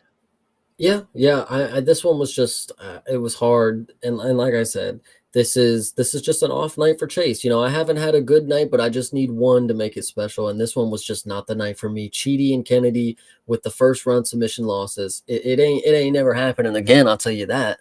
But Chidi, gosh, man, I'm really upset with this one. Like, this was my guy for real. Like, I felt really high on Chidi. Like, he's gonna 25-11 won't tell the story. I've seen how he fights, and he's a dog. And unfortunately, this is what I witnessed. Yeah. I mean, really not all that much else to say about this fight, honestly, because it was really just very, very short. I mean, just over a minute's worth of fight, and pretty much the Jake Matthews show as far as all of the intensity of the action, aside from those kicks early from Chidi. So the only other thing that I wanted to at least briefly touch on, and I don't know if you know more about this than I do, but somebody in the chat had mentioned, I guess Matthews is a follower of Islam. Is that true? Oh, heck if I know. I mean, oh no, okay. I didn't know if that was something that maybe had been going around on social media that I yeah, missed. no, Like I have no idea, honestly. I figured he was just a normal, a random Aussie guy. I don't know what they do down there. That was why I brought it up, is just because it was like, they were saying, yeah, it's kind of an odd Combination or uncommon, I guess, is more of odd is the wrong word. Yeah, it's just also the presentation, he doesn't necessarily outwardly present that way. So I don't know if that is true or not, but I thought you might know. But either way, it's just something that could or could not be true, I suppose. It just reaffirms that there's all walks of life. Everybody does different things, and there's different stories for everybody that steps in the cage. That's what's so beautiful about this sport, everybody. Well said, Chase. I appreciate that sentiment. All right. Shout out to Didgery Dave checking in. Appreciate you, brother. As we move on to the last fight of the prelims here, a little bit more to talk about on this one. Always with Chris Curtis fights. This is Max Griffin versus Chris Curtis. Go ahead. What did you think of this one? I think I actually did really good about, I stood on business, and it actually held up the very next fight. I said Chris Curtis is a split decision merchant. In the very next fight against a subpar opponent, he gets a split decision. This was very unfortunate. Going down to a new weight class, you should have been able to pack more of a punch than you did, Curtis, but you have this style that doesn't lend you success. You throw 2 kicks in the fight, you shoot no takedowns, you don't try to control them in any manner. All you do is try to Philly shell and box the bloody head off of them. And unfortunately, it worked. against Max Griffin, and one judge didn't even think so. So that's really the telling case here. If you think welterweight was going to be your new move, Max Griffin just took you to life and death damn near, dude. Like, he had you in the first round bloodied up from a headbutt that you cried about. Then there was some low shots that weren't even low. The first one was pretty scandalous, and I'm glad they went right back to the fighting. But what was nuts about it, and I don't know if you caught this, after the low kick, the ref sends him to the corner.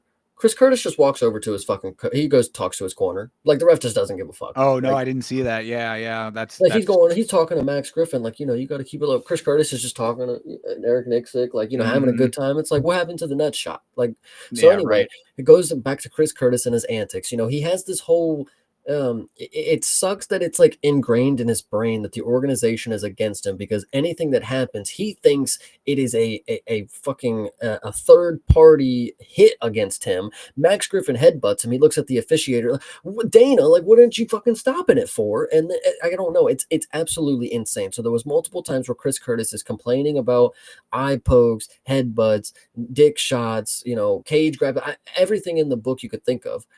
And he gets a split decision win. And if he got the split decision loss, we'd never hear the end of it. He'd say every one of those reasons. Here's why I lost this round. Right here's the headbutt. Here's why I lost this round right here, because of the dick kick. And it just sucks that this is somebody that I really do want to represent. But when I see a fight that you have, dude, Michael Chiesa finished this dude. I know it was submission, but like, Chris Curtis, you are not some slouch, dude. Like, you are actually impressive and you are powerful when you are on it. Dude, but like this one right here, even later in the round, the coaching was yelling, dude, throw the knee, throw the knee. It's like, dude, you should have been throwing that way earlier. You should have been ripping him into the body every time you guys got close. I know Max Griffin was playing the outside and he was, keeping distance very well. And you tired him out. I thought was actually very good. In the third round, you tired him out and had him on the ropes so easily. You just refused to cut off the cage and actually throw power shots that would stop him from evading and getting out of the corner. It just really sucked to see, honestly. But split decision win, we'll take it. If we didn't, we'd never hear the end of it. He'd get Twitter again. They even made a note about that. He's off social media now. He's more clear-minded. If he lost, holy shit, that shit is activated the second he walks out of it. True. Yeah. No, I made the comment on the watch along that Chris Curtis has a good amount of white woman in him, and this fight certainly reinforced that. Yeah, Didgeridoo Dave coming through with the similar sentiment there. Also, shout out to Diego with basically the same thing as well. It sucks that that's like we always talk about the reputation that you live or that you leave, and like when you walk in the cage, if you are in your mind thinking that shit's gonna go wrong and everything that does, it's a fight. Things are gonna happen. A lot of people get poked in the eye and they don't complain about it. We'll talk about it later. And a lot of things happen. And you just got to push on, and you got to be a true fighter that wants to be gritty and get down to it. I'm tired of watching the fights, and every time there's something going on, they even say it on the commentary. It's like, it wouldn't be a Chris Curtis fight without something going wrong. And it's like, dude, like, I get it's a fight, but like, you in some manner, you were also leading with your head. Like, he actually started doing that later, which was really funny to me. He started to try to fucking headbutt Max Griffin because he got away with it in the first fucking round, and he's been crying about it ever since. Chris Curtis is fucking leading with his fucking head, trying to headbutt him and shit. It's really funny to me that this is the type of fights that I watch from this guy. At least the impression that he leaves. That's what's key. Maybe it's not exactly what was happening. Maybe he wasn't intentionally. It's what it looked like to me. He was getting frustrated that Max Griffin was getting away with everything and he couldn't do anything, at least in his mind. So I'm going to go ahead and try to get mine, and I'll swing my head a little bit, but I don't know. Yeah, fair. I mean, he certainly went to the Cody Brundage school of weird shit happening in fights. That's absolutely the case. I give him a co-main event, and these dudes are fucking twins. Like, yeah, for real. But yeah, this fight kind of just bothered me in general, aside from just the Chris Curtis side of things, because I was starting off, I mean, that first round, like, and even farther into the fight beyond the first round, but Max was so active on his feet, but he didn't pair it with the activity from his hands. So you got to throw as well as keeping your movement up, or it's all style over substance. He eventually picks up the pace, but the consistency could have won him this fight, especially considering it was a split decision in the end. So Then, of course, as you mentioned, Curtis milks that legal shot to the stomach that was counted as a low blow. But all right, whatever. I'm not going to, They didn't show the other angle of it either. That's how you know it was fucking clean as hell. They yeah, didn't want to hear the booze early. They got the shit started right away. yeah. That was I was like, okay, dude. Now it's already a Chris Curtis fight here. Then yeah, as you mentioned, the head clash. It just always weird shit. But my thing, even beyond the weird stuff, was so we talked about Max and the inactivity, but I felt like Curtis just was not putting out enough himself throughout this whole thing. Like stayed in Griffin's face with pressure and threw such low volume towards the end of the fight. I'm just like, bro, you like somebody has to actually want to win this fight. It's the same thing that we'll talk about later with Calvin Kattar. They have a heavy boxing style, and Laura actually brought it up a great point. It's like a lot of boxers lead with the jab. That's how you start everything. And if you can't get the range down and you can't find the jab, then you're gonna be stalling and you're gonna be in a stalemate type of thing. Chris Curtis, he doesn't necessarily he doesn't pop a traditional jab, but he throws something out there, and he's always trying to just look for something, but he's never getting in the range that can. It's I don't know, dude. All right, well then explain to me then in round 3 when Curtis finally does start to pick up a little and Max is completely gassed. Curtis trips Max, looks down and laughs at him instead of engaging, bro. Dude, I know, and this is exactly the type of shit that I'm talking about. Why it's frustrating to watch, Chris Curtis sometimes, and shit like that.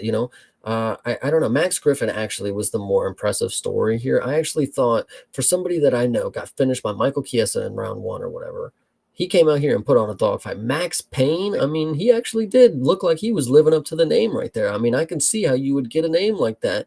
And you come out here and slug with Chris Curtis. And I do agree that in the first round, he was doing a lot of movement and a lot of nothing. I even said, dude, you're doing too much. You're jumping around. You're not swinging. You're going to tire yourself out. And he did eventually end up doing that.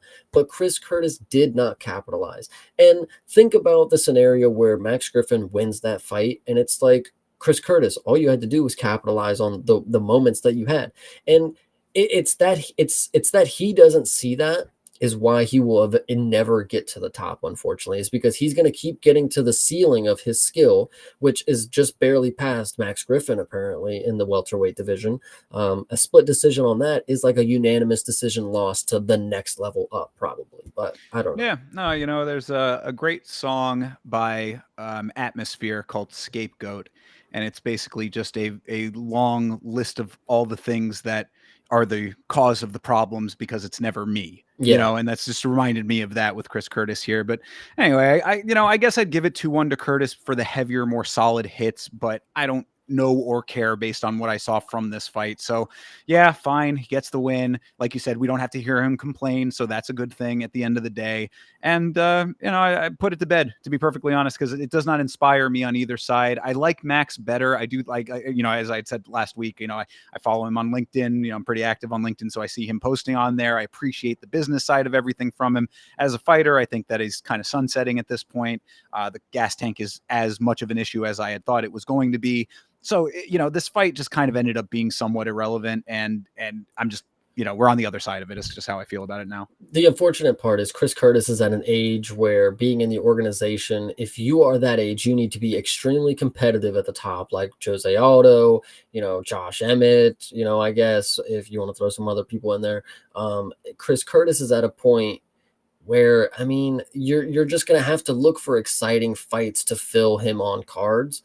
And he's going to lose them. Like there's not even really ones that you could even say like, oh, Chris Curtis would be a banger against somebody in the, such and such in the welterweight division. It's because like what I saw right here, he'd probably get smoked by him. I don't know. Yeah, could very well be. I mean, Gilbert Burns would give this dude. Yeah, a little bit of a run for the money, maybe, perhaps. Maybe. Again, we'll just have to see what they end up wanting to do with a guy like him at this point. A win over Max Griffin, does it really raise the stock all that much? Probably not in the grand scheme of things. Card filler, and then we just have to watch more weird shit happen in his fights and have all of the things that come with Chris Curtis. So just keep an eye out for more of the same, I would guess. But also one other thing to keep an eye out for, and I did not notice this with Curtis before, so maybe it's just me not being perceptive, but Chris Curtis has a full back tattoo of Baphomet which is pretty wild. Who is You know, Baphomet? Baphomet is the goat demon, like the Oh, representation of Satan to some. well, there's two other things that I'll actually bring up. I'm pretty sure Chris Curtis also has the Goldberg tattoo, like the Oh, little does he? Godsmack symbol. I'm pretty sure he has that also. But Okay. one other thing to note is some people have been speculating, and we've been watching him fight, so I don't know if this is true. Chris Curtis apparently doesn't have a left nipple. Oh, I did not. Somebody said I wasn't inspecting, but like if Yeah, I guess I'll have to take a look. Yeah, I want to double check if it's actually that because I couldn't find a picture of his back tattoo. But like between him with that and Khalil Roundtree with Anton LaVey on his leg, maybe there's a little bit more occult stuff going on than we give it credit for because both those guys are out in Vegas, are they not? right. So Yeah, yeah, I probably. don't know. Maybe Chris Curtis is a member of Choice Center. Who knows? Yeah. Anyway, all right, let's move on. So main card here starts out with Junior Tafa versus Tuco Tokos, exactly as I was hoping it was not going to go. And just like Eduardo Mora, now you have to watch more Tuco Tokos fights, people. So congratulations, everybody. Everyone wins when this fight takes place and how it all went down. What'd you think, Chase? I hate that I was so right about this. Yeah, and me too. I was so right about Junior, and I was almost wrong because the fight started, and we we're standing for a little bit, and then we get the takedown, and Junior gets taken down, but he actually gets up, and I said, "Oh my God, I was wrong." I was absolutely wrong. Junior Tafa is going to be able to do this. Once it gets back to the feet, he's just going to destroy him. Not necessarily what happened in the first round, because I'm pretty sure we go back to the ground, and then he doesn't get up again, and he goes straight to his butt and lays on his back, and that's exactly what the Tafas love to do. They love to go prone and just let whatever happened to them happen. They get full mount easily on these dudes, and it just sucks that Tafa is just not the killer that he probably should be. Even what sucks is a lot of times when you see people lose, you can see a lot of emotion in their face. Tafa had that look like, I really fucked up here. Like this was the moment, because you can even see in the second round, Tafa drops him and almost gets the finish. But Tukos was able to weather the storm and eventually get him back down and get the finish. And it was super impressive, but it was a standard Tafa performance, unfortunately. Yeah, I mean that's really the bigger story of this whole thing is just exactly as we had been saying last week and will always just be the truth is that these Tafa brothers do not improve. They just don't work on the Want to. things. Yeah, they have no desire or make no effort, or if they are trying, it's just unfortunately not working. Change gyms at this point because nothing gets better with the major glaring hole in the game, the biggest hole that you could possibly have. If all you can do is be on the feet and you can't stay there, then that's a major problem that just does not get fixed. So the first takedown was initiated 30 seconds into this fight. And I was like, okay, yeah, it's pretty much exactly as you had said. It's just like, oh, this is gonna be a problem. And then there was an opposition to that. And I was like, all right, maybe this is the evolution that we were looking for.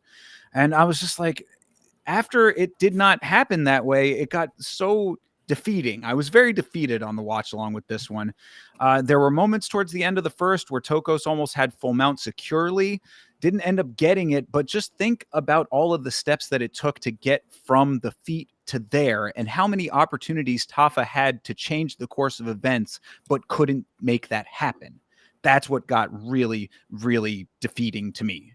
There was a moment in the first round which was absolutely probably the craziest thing. And I saw Lauren Murphy win a round on this card. The craziest thing that happened on this card, and there was a lot of craziness. Junior Tafa attempted a ninja choke. I don't know. That was pretty wild. If he had actually gotten that, that would have been one of the craziest things that we would have seen all night.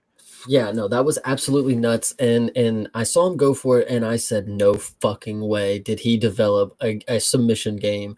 And unfortunately, he gave it up and got taken down and then lost the fight by submission. But it was definitely It looked like he thought something. It looked like Well, the symbols were going together, you yeah, know? so okay, so after at the end of the first round, somehow Tafa ends up on top for a He minute. Kimura sweeps him, I think, which is actually even crazier to Yeah, say. pretty wild. So, but at the so he's on top for that little bit there. He looks frustrated at that point too. So I'm like, okay, round two, he's gonna have those answers that we've been looking for on the feet, right? He's not gonna let this go back to the ground.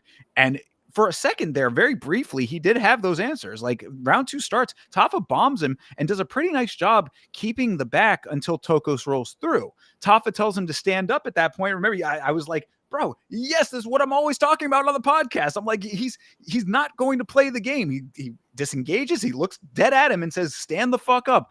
Then instead of blitzing thereafter, Tafa takes a more measured approach. And I have no idea why he didn't just start throwing more shots, considering that you knew that Tokos was rocked at least a little bit. You like go for broke. I mean, maybe not for broke, but at least go actively charging for him, because on the other side, Tokos charges him with a jump kick, and somehow that equals up to him grabbing the body, and then it's back to the ground forever. That's Yep. like the whole sequence of everything just ended up being so fucking frustrating, because it was one of those ones where it's like it was going how you thought it was going to go, then you get that glimmer of hope, and then it just gets pulled away from you again. Yes. I actually would like to note that once again, I would give a round of applause to the matchmakers because they clearly know what they are doing. And maybe this is just another one of those cases where see something you think it's even more of an opportunity because you saw somebody else do it just a couple fights before or whatever.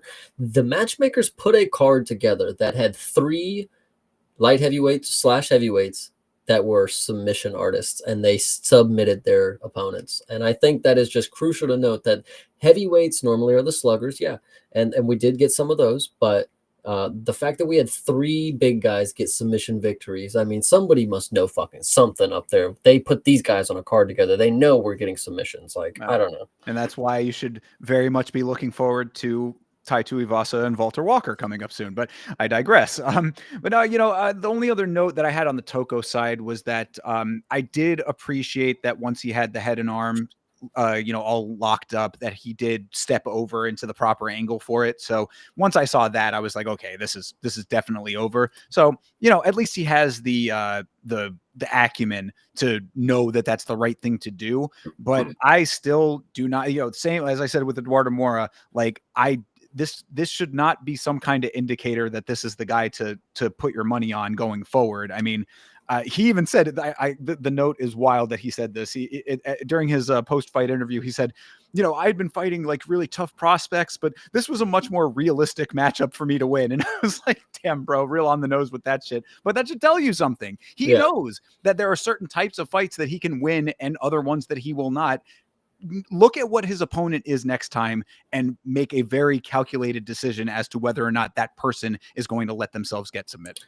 Yeah, I 100% agree. This performance, man, it's just unfortunate because Junior Tafa, a lot of people love these big guys that love to slug, and he is cool, but it's unfortunate that he's not at the skill level that we need for this division and or this organization at this point. You're come from glory, and you got Tuco Tukos in front of you, and you throw 0 leg kicks, brother. Mistake. Hello. I don't know. That's just my opinion. Club him one time at least. If you are somebody that came from a kickboxing organization, go out there and kick him his fucking hard. If you're gonna throw 0 kicks for the rest of the fight, kick him one time as hard as you can. I don't care if your leg breaks. Like, go for it. So whatever. Well, could have ended up in a Wonder Boy situation there, but we'll talk about that in a minute. I mean, again, this is just a all around unfortunate because you end up in a situation where Tafa succumbs to exactly the game plan that should have happened to him with the skill set that Tokos has. But now you have more Tuco Tokos in your life. Like I said, so you're just going to have to deal with more of this, but be aware of what it's going to be in the next fight. I would like to say that a couple shows ago, maybe a month or so ago, I talked about how the arm triangle is fading out of the MMA submission arsenal because people are getting too wise to it. I still stand on that because Junior Tafa does not represent the the category that I'm talking about. This is a dude who will literally get subbed by anything. Dontel Mays was able to lay on his back for so long and not get finished by the submission. I've seen people on PFL not be able to finish the submission as well. And I actually, going into the next fight, I thought that was also an arm triangle, but I guess I am mistaken by my memory. So we can go into the next fight if you're done with this one. Yeah, no, I certainly am. Let's do just that. Vitor Petrino versus Austin Lane. I have two notes for this fight. One is that Petrino gets a trip, Lane stays down, head and arm choke, the end. And the other one is if Lane has a weak chin and can't get up, what's left for him in this sport? I don't know if there's anything that I mean, okay, I will say great on Petrino. If your game plan is join the heavyweights and become a grappler, decent idea, because he kind of fills out the frame of like Jailton Almeida somehow, which I've even been saying for the longest time. Jailton should jump down to 205, somebody like that. Petrino could be the reverse of that. Good on him for becoming a submission specialist. Hopefully that's what we see out of him, because as he saw with Walter earlier, you can have success by being a grappler with good submission and just fundamentals when it comes to it. Because people like Austin Lane, they get to their back and they don't know what the fuck's going on. He looking for the goddamn football. Like, I don't know what's going on down there. The one thing that I want to know, and I want to be I'll be the one to say it. I'll be the one to start this. I think Vitor Petrino 100% has to be juiced. There ain't no way he stepped up to this fucking weight class at 2 pounds lighter than Walter Walker. 3 months after he just got finished at light heavyweight. No, but dude, it's not like he's just fat either. Like, he is definitively stockier, and it is absolutely ridiculous the way that he showed up to heavyweight. And then was able to muscle around Austin Lane. I mean, maybe I'm also not far off here. Maybe it was going to be a normal performance if he was just regular. But show me some definitive, something definitive aside from physique. Give it 2 months. Yeah, I was saying, like I said, market. We'll come back to this conversation should that end up coming out. But I mean, the thing to me though about that is that it wasn't even like he muscled him around all that much. That's I think the biggest problem with Austin Lane, and why I'm like, I just don't think that there's much for him in this sport, is because it's like he got him down off of a trip, and then it was pretty much just ground. It was lay on top of him and move into the positions that you want to get into. Now we know what lay and pray looks like. This was not that. This was, I'm going to do this, then I'm going to do this, get the head and arm, fight is over. So that's the problem to me. It would be a lot different if he was sitting there like stalling the entire time, and it really was just him, holding him down, not letting Lane get movement or whatever. No, it was like, I'm going to set up the next thing. Lane just was not aware of all of the setups as they were happening, and wasn't or did not have a game plan to get out of them. Yeah. So I mean, all of those things considered together, I'm just like, Lane, you can't have a weak chin and no ground game. You're going to get lapped. And like for Vitor Petrino to come in from a lower weight and just smoke you. I mean, this is coming from the dude who was going with the thought process of, all of what we had said last episode about, Lane's going to be a lot bigger. He's going to, be able to swing at distance, if he throws out some kicks, maybe. Well, he certainly threw out a kick, and that ended up being his downfall. But I just did not realize how little he had going for him on the ground.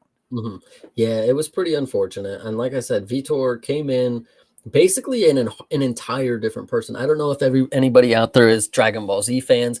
He basically went final form Frieza, and he just I don't know, dude. He's crazy looking now, and meathead or not, great performance. I'll give him that.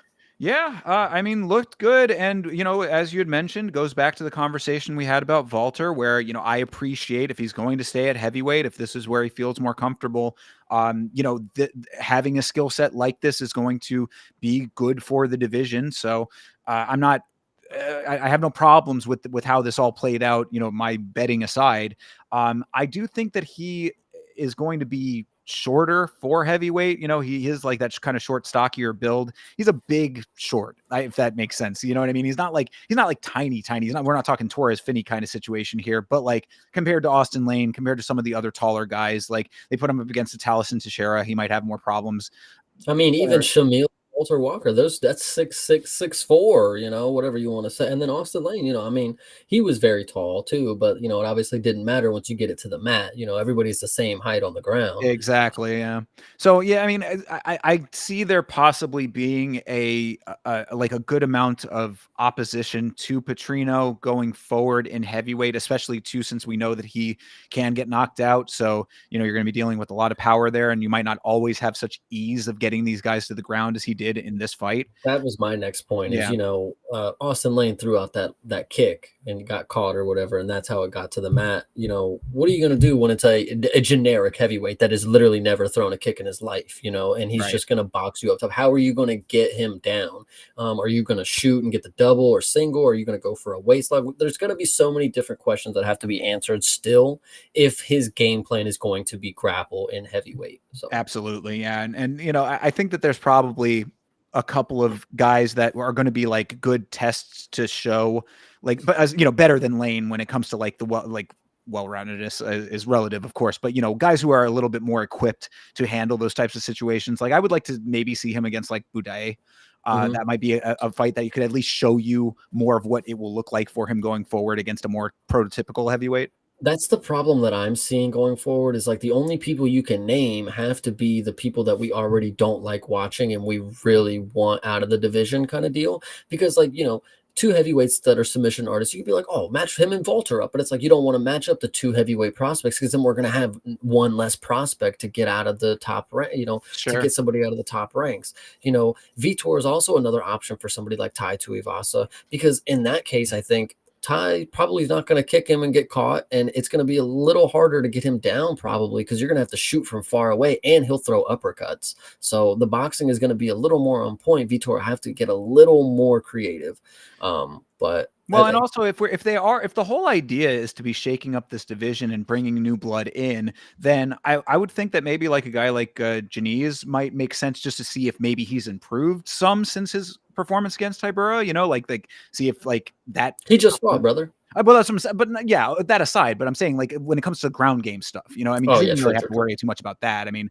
I think Holloway, Guzzi. yeah, Guzzi tried to take him down like once or twice, maybe, but that we talked about the circumstances that one. I'm just saying, like, my point with saying that is that it's like if it's going to be new prospects, if they're trying to reinvigorate this division a little bit, then yeah, eventually you're going to have like the newer guys having to fight each other too. But like that should be a learning experience for a guy like Janice, a fight against Tybura, like a big and a huge step up in competition. Then so maybe it makes more sense at some point. See, compare it to a division like flyweights or or lightweights where you'll get prospects and they'll be right out of the contender series and they'll go up against somebody who only has like 2 or 3 fights in the organization. And it's kind of like, okay, see if you can face somebody who's a little more measured while this guy's still just trying to build his resume. See if you can knock him off track. Sure. And I don't think we're going to have that with the heavyweights because there's just not enough to go around. We don't want to see them fight yet because I'd rather them be ranked. So Ty and Kunaev can be out of there. I know Kunaev's kind of a prospect kind of deal, but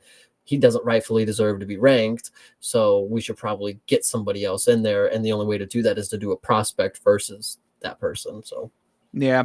Well, we'll see. I mean, a performance like that certainly, proves at least that he can hang at heavyweight. Now, whether or not you committed to changing his game plan to win is another aspect. Yeah, that's a better way to put it, I would say, because it's like, does Lane really prove much? A win over Lane, how much does that really prove? But it doesn't necessarily prove much other than the fact that he knew what the game plan was. He knew how he could win this. It's not stand and strike with him for 2 minutes and then take him down. It was instant. As soon as the kick comes, take him down. And then we're in free game to just cruise control into a finish. Right. So yeah, I guess we're just gonna have to see what ends up happening for Petrino going forward, as always. But as far as Austin Lane goes, I think his days are probably numbered. Mm-hmm. I mean, they might try to use him as a stepping stone for a couple other fighters, maybe just because he is a big guy and there's not that many of them to go around. But I mean, like I said, if you cannot get up and you have a weak chin, there's just not that much at heavyweight. Yeah, no, I 100% agree. Yeah. All right. Well, let's move on to the next one here. One that broke my heart in 2 pieces. Nate Landwehr versus Morgan Charrier. I know that this was probably pretty happy for you, and I understand the performance being impressive in the end. No, this was not fun for me. No. I initially, okay, yes, I remember on the show that I was confident that Morgan, at least on the last Monday show, I was confident Morgan should be able to get this one done. At least from what I've seen, I think that the talent speaks for itself. Now, when we broke down the numbers, 11 losses, most of them being in the regionals kind of deal, it did not speak to me as somebody to put money into. So Nate the Train obviously is somebody that I would put money on any day of the week. And he came out there and showed me why he's somebody that I would put money on. And in the first round, he showed me so much of why he's a great talent for this division because he's so good at a lot of different things. The striking, of course, he's good at pressure. He's good at walking people down. He'll go into a firefight, which is also why Nate is the fucking man. Oh yeah. But when the first wrestling sequence was initiated, this is exactly when I thought. I even typed it in the Discord. I said, now that I see how the wrestling is going, Nate is going to win this fight. And it went well. He had the whizzer and he didn't get taken down. He got it right back up and then went right back to trading. Second round again, big old firefight. I actually don't know how you would score this one, to be honest. I mean, obviously it was a finish, but up until the finish, I don't know what the scorecards would have been. And then the third round, oh, this was absolutely amazing. These dudes go out here and throw everything. Nate gets clipped and it throws him off balance. He's losing his footing and he's wild and he's all over the place and he's ducking and dodging. He's actually very coherent, all considered. And then he gets clipped and then he falls to the mat and then he's getting shots and then the ref steps in. And this is where I would also argue an early stoppage has occurred because Nate was one, he was defending himself. If you go back to Rebavix and Zellhuber at the Spear, what was different from what Zellhuber was doing than what Nate the Train was doing? Nate the Train arguably was moving a lot more because he was trying to get the fuck out of there. He just couldn't navigate around him. And then he gets put on the mat. He's still trying to fight back to his feet. He's not necessarily taking a shitload of unanswered shots to where he's face down on the mat. He's getting up, the ref steps in, and he's still trying to attempt a takedown. I think it was a little early.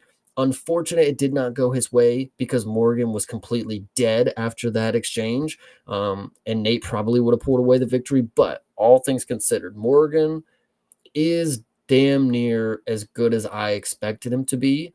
He's very decent. I'm not going to say damn good. Let me take a step back. He's as decent as I expected. He's borderline good if he doesn't gas out. I think that is what's key because I think the wrestling that he showed, the willingness to shoot when the striking wasn't going his way, is going to be very key against a lot of other opponents. Not many of them are going to be able to whizzer just like Nate the Train did right there. And Morgan probably gets a takedown, gets some control time, and then along with some very close striking and powerful shots from Morgan, he should be able to win a lot of the fights that come towards him. Yeah, I'm good with the assessment. I thought that Nate was a little slow to start in that first round because Charrier's striking was pretty clean from the beginning, and you know how I feel about starting off strongly. I think that it's such an asset in these fights, especially in this one that I thought was a really like close, like stylistic matchup. You know, they're like attribute for attribute on paper. I thought that like whoever was first was going to have a good advantage, and Charrier was doing that. So that was a good credit to him because yeah, you know, his striking, especially when he's fresh, as you're saying, you know, fresh Charrier is a really clean striker. Also with those low kicks, you know, Morgan was hitting that leg pretty hard. That was paying dividends. Yeah. That welt was pretty nasty. So yeah, round one was pretty good for Charrier. Nate brings the action to him a little more consistently in the second round. So I had it 1-1 going into that third. But you want to talk about loading up shots in that third round. I mean, Charrier really said, I'm throwing this shit out the fucking window. He started his shots in New York and landed them in Los Angeles, bro. He was cross country swinging those things, dude. I mean, like talk about from behind. I mean, he was reaching, you know, all the way as far back as his arm would go to start those swings. And, you know, it was cool to see, but it's definitely one of those things that's like, that can't work against everybody, man. I mean, there's going to be guys who are going to have better head movement, better wherewithal. That was my big note is unfortunately for Nate is that he didn't have that wherewithal to either level change or, you know, get out of the way. I mean, you know, there's a couple of different things he could do. Obviously his third round, he's gassed. They're both kind of tired, but Charrier had the gas tank to do all of that. So it sucks that Nate didn't realize it early enough. And I think it just started with that very first shot that landed from that crazy distance. I think there's just some things about fighting that are so fun in the UFC because it isn't, I mean, this can happen in any organization. It is an entertainment at the end of the day. And when you see a low kick go from Morgan and Nate the Train shrugs it off and he's trying to get the ref out the way and he's hyping the Hell crowd. yeah. And then he comes out and he throws the biggest bomb that you've ever seen. And then you get Shireen that looks at him and just gives him a hats off. It was really, really funny. It's like, Yeah. in the moments that you're supposed to be the most serious, you just got to give them a little hats off to the chap, you know? Yeah, no, it was pretty baller. I will give him credit for that for sure. No, and since we're talking about baller and we're talking about his emotes, Morgan definitely has the emote wheel on lock because his finishing one where he does the pistols and then puts them on the back. Oh yeah, it's hard. I He's like that one. also pretty good on the mic too. I didn't realize his English Yes. was so good. You know, I mean, I'm sure that I heard him before and didn't pick up on it or put two and Makes two you together. wonder why the cage didn't fucking use him in English, huh? Yeah, Like, no shit, right? I mean, yeah, his English is not bad. So, yeah, I mean, as far as the stoppage goes, I mean, I can kind of see maybe a little bit of a case for it. I wasn't like super angry at this stoppage, like after the craziness of the shots. I think optically is really more of what stopped it than anything else. Like, you saw that dude was going for blood, we are in the organization where people get certain they earn their stripes. Jared Cannonier, somebody that earned the ability to have the ref not end it, right when he thinks it. He's got to second guess himself. Nate the Train should have been given the benefit of the doubt because I think we would have seen an all-out fucking war in that third round. If Nate would have got he would have shot and got the leg and got him down, and then they get back up. Nate, he's a little wobbly, but then he's gonna go for broke, and that would have been epic. And we got to see the going for broke defensive side of Nate here, but he didn't get his moment to where he was gonna get that last laugh, and that's just unfortunate. Where's Kerry Hatley when you need him?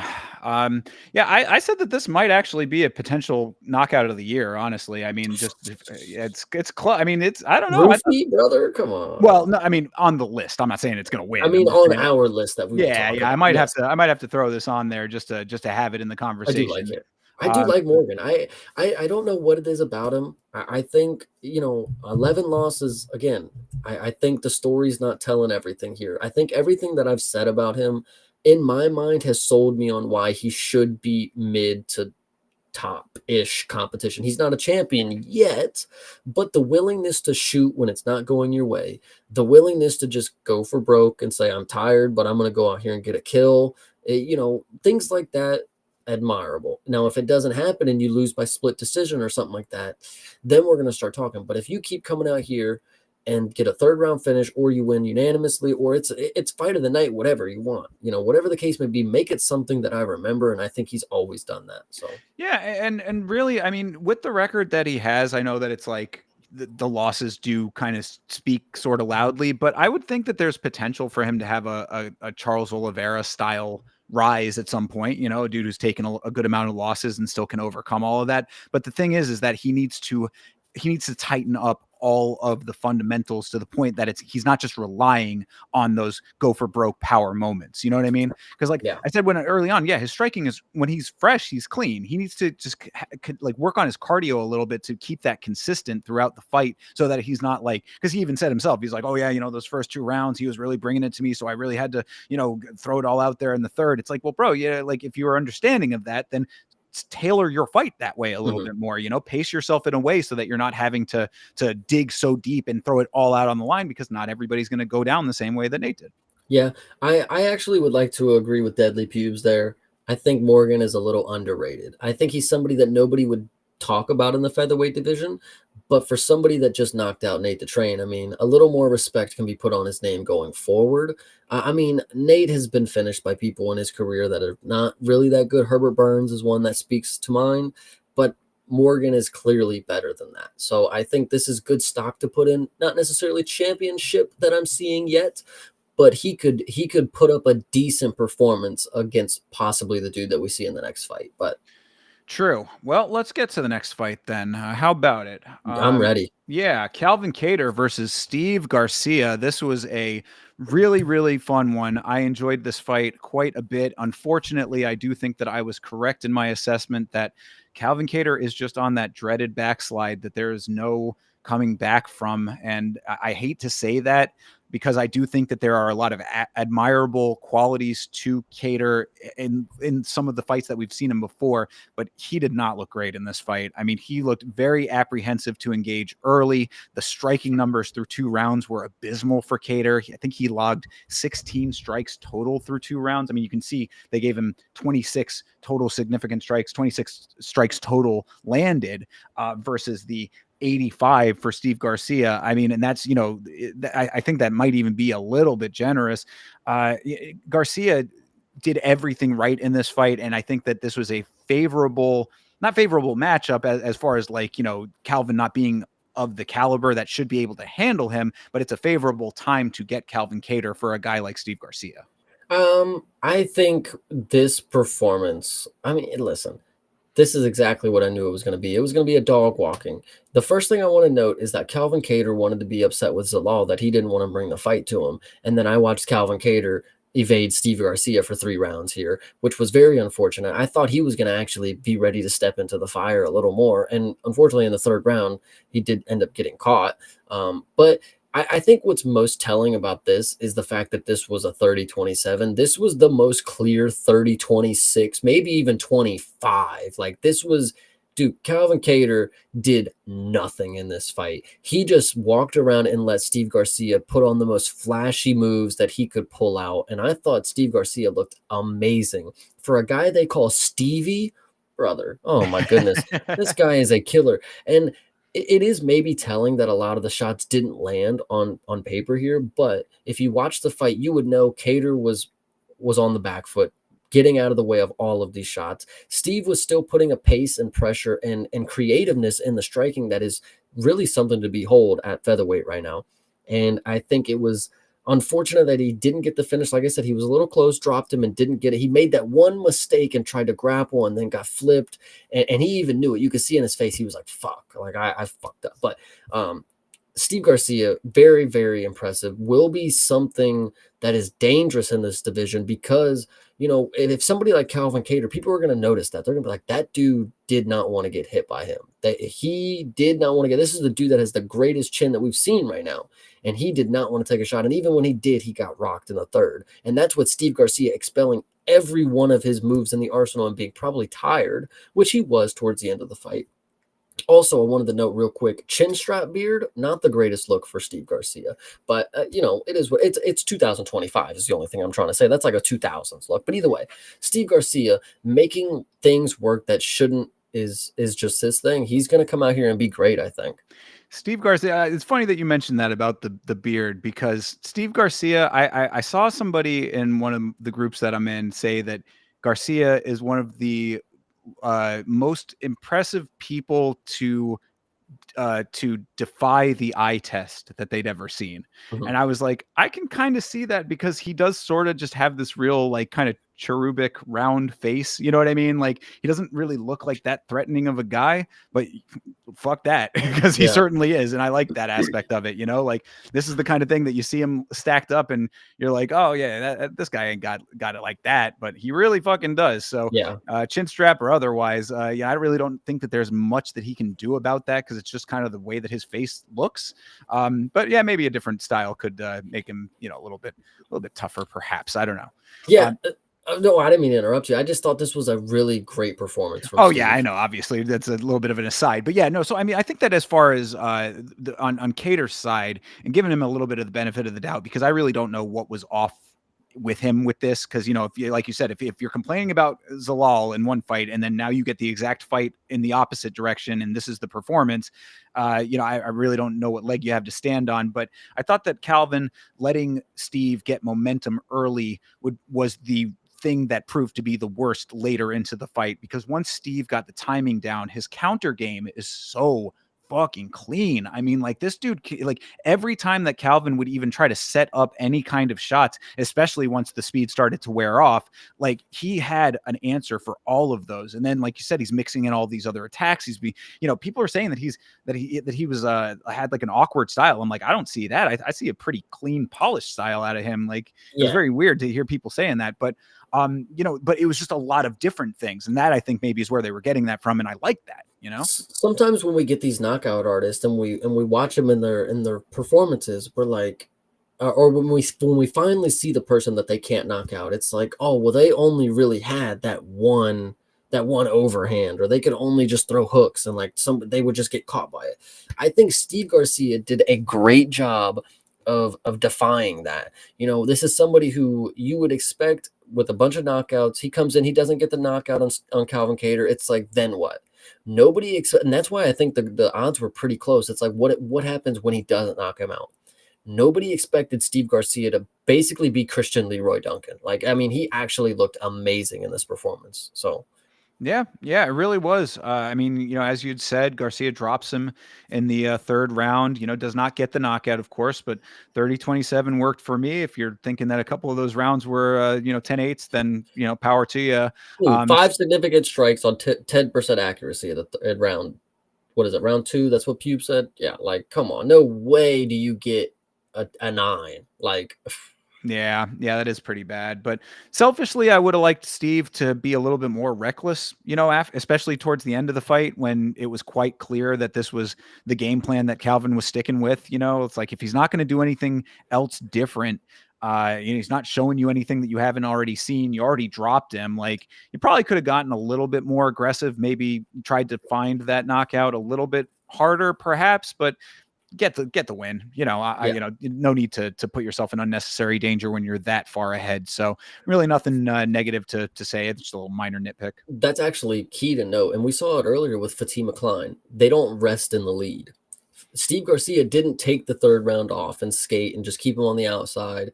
No, he still went for his finish. He wanted that. He wanted to keep the streak alive. So I do respect that from him. It may, on paper, yeah, he got the unanimous decision, but when you watch it, you can see somebody who wanted to get the finish. And that's really key to note going forward. Yeah, no, absolutely. And talk about going forward. I mean, if people are not recognizing Steve Garcia at this point, then they're missing out, and they're going to be in for a rude awakening if they think that this is a guy that you can underestimate higher up in this division. Because I think that the ceiling, like you're talking about a ceiling, I think that his ceiling is much higher than what he's currently at. Even Calvin Kattar, I do think that it was an opportune time for this fight for him.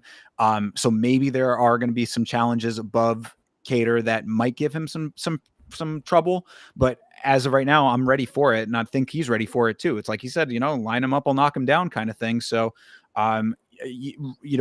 this is what the type of dude. This is the exact type of person that, like, people who are not following the sport as closely are not going to know about. They're not going to pick up on necessarily. Like, even with the knockout record, you think that his like legend would already be established, but it's like he's just not a name yet. Mm-hmm. I think that this guy's going to be a name pretty soon. I think so too. And as I look at it, Calvin Kattar is a pretty high name that you just beat. So who you're going to get next is actually somebody that's in contention right now, in my opinion. And I know we're giving a lot of praise to Mank, and we're talking to Mank that we chose Steve Garcia in the Discord.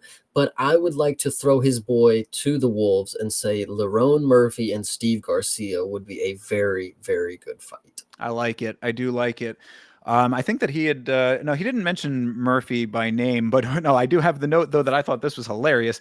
Garcia did mention Zalal by name. Zalal was in the building, said Brendan Fitzgerald.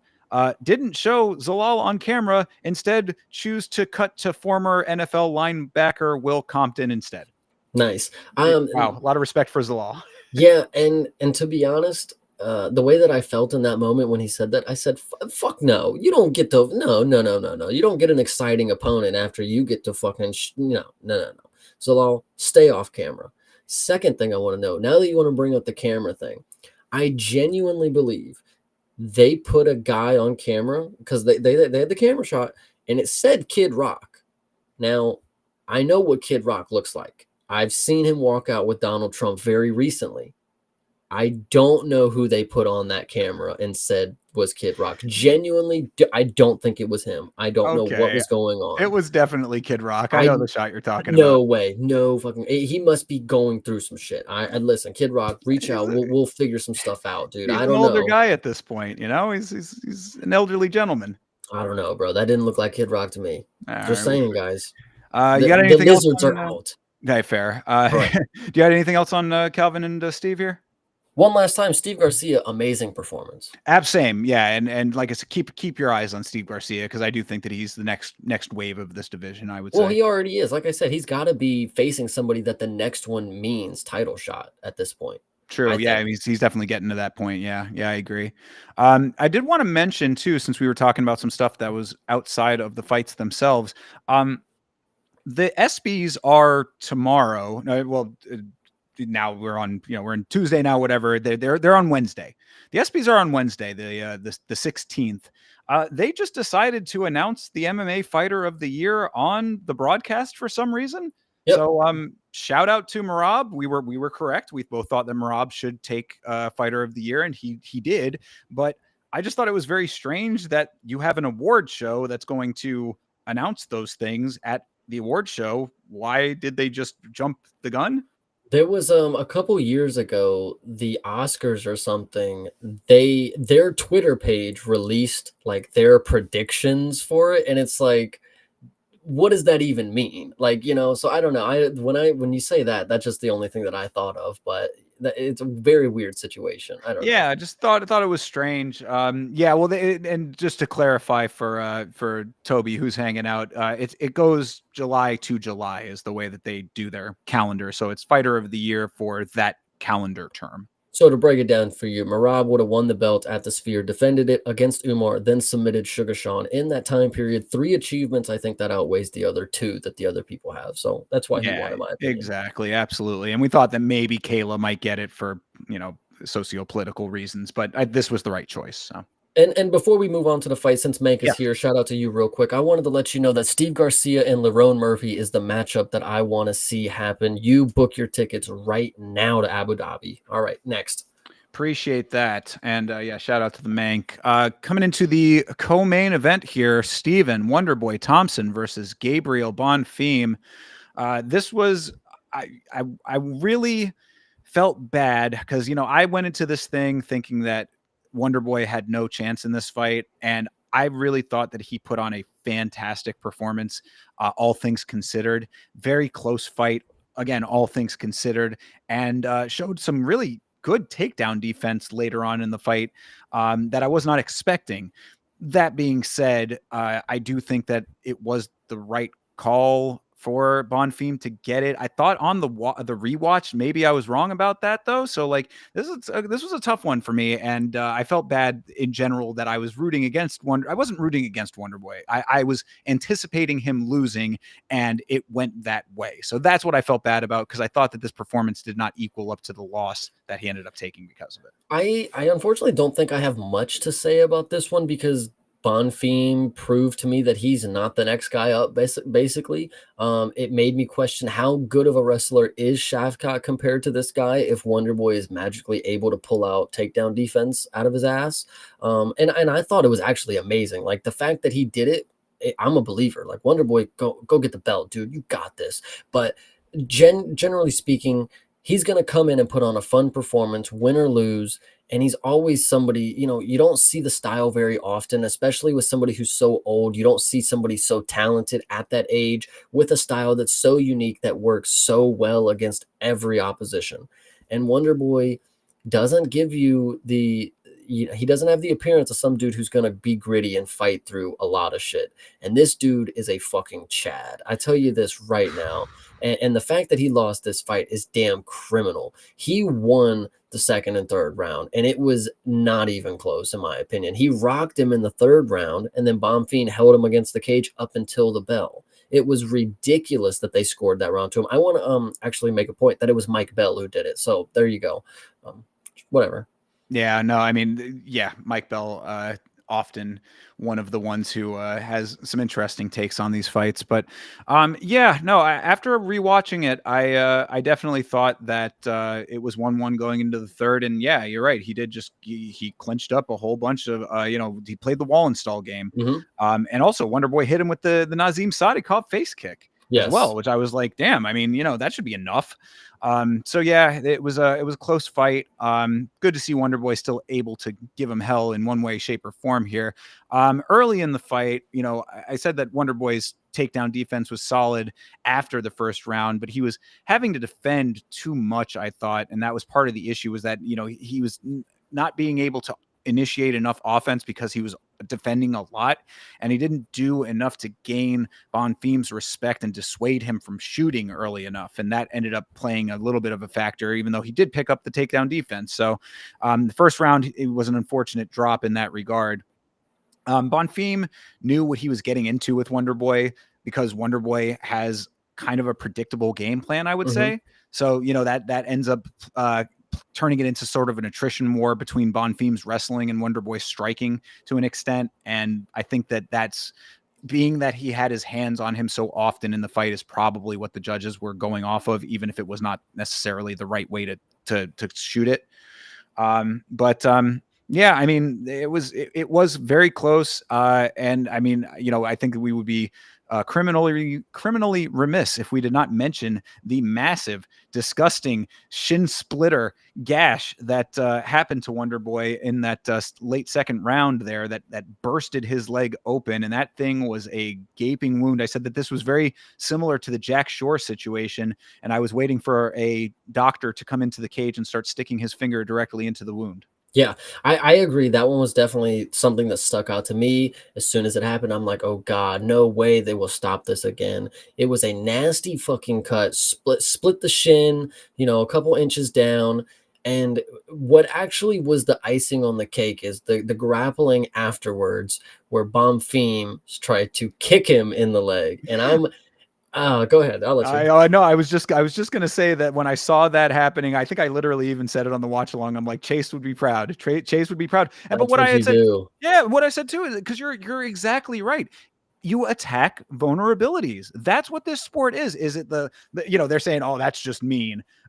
Fuck that. You're trying to win a fight. This is Yeah. what you need to do in there. So I had no problem with that whatsoever. I thought that it was the smarter thing to do. You don't pay that Yeah. type of respect. I mean, if Well, you see that it's cut, you go for it. what's crazy is, like, had he been doing that in the third round up until the bell, I'd be like, man, he was trying to fucking hurt. He was trying to break his leg in half. Like, he saw the split. He was trying to split it more, but he really didn't even care. He did that one little stomp. He kicked him in the leg twice. And then everybody was like, boo, you fucking dick. And then he was like, okay, shit, I can't kick Wonder Boy anymore. And then he ended up losing the third round because he didn't want to attack the disadvantage. Obviously, he could have kicked him hella times in that fucking leg after that happened, but he just decided not to.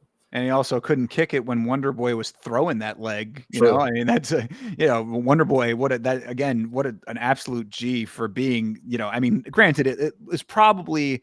I mean, I'm sure it hurt really bad. Yes, Yeah. but as far as the actual bloody aspect of it, that was probably more cosmetic, because that's just on the that right at the very flat part where the shin bone protrudes. So the bone, the harshness of the hit was what split it. So it probably wasn't all that bad as far as the cut itself. But so he felt comfortable throwing it, but just the fact that you are bleeding profusely out of your leg, and still every time you throw it, you're just slanging blood everywhere because it's such a mess. But this dude is just doing it anyway. Wonder Boy is a fucking champ. Yeah, he is. And it's unfortunate, again, that we get a robbery. At least in my opinion, we got a robbery, petty theft, if you want to call it. What I thought was the more interesting note is how, listen, I even said it in the Discord, Bonfim was the happiest person I have ever seen in my life after this fight. He hugged Wonder Boy like he was his father. Like, it was nuts. And then, I don't know if you want to make a note about it, but I will. We got the infamous double on the cage arm raise after the fight. And I thought, Wonder Boy, okay, I respect that. Give him the double arm raise. But who the fuck are you, Bonfim? Get off the cage, brother. You nobody. Like, come on. Yeah, I appreciate that he recognized the status of the guy he was fighting. I think it was more of the recognition of that. So I can appreciate that aspect of it. But speaking of infamous, we brought up Andy Nav earlier in the stream. Shout out to him for getting the clip, because I had mentioned this on the watch along as well. You saw the clip of the cameraman doing the slow zoom in on Wonder Boy's dick while he was fighting Bonfim's hands on the cage. Yes. I'm watching it. I'm like, We're just zooming it. We're just looking at his dick. We get it.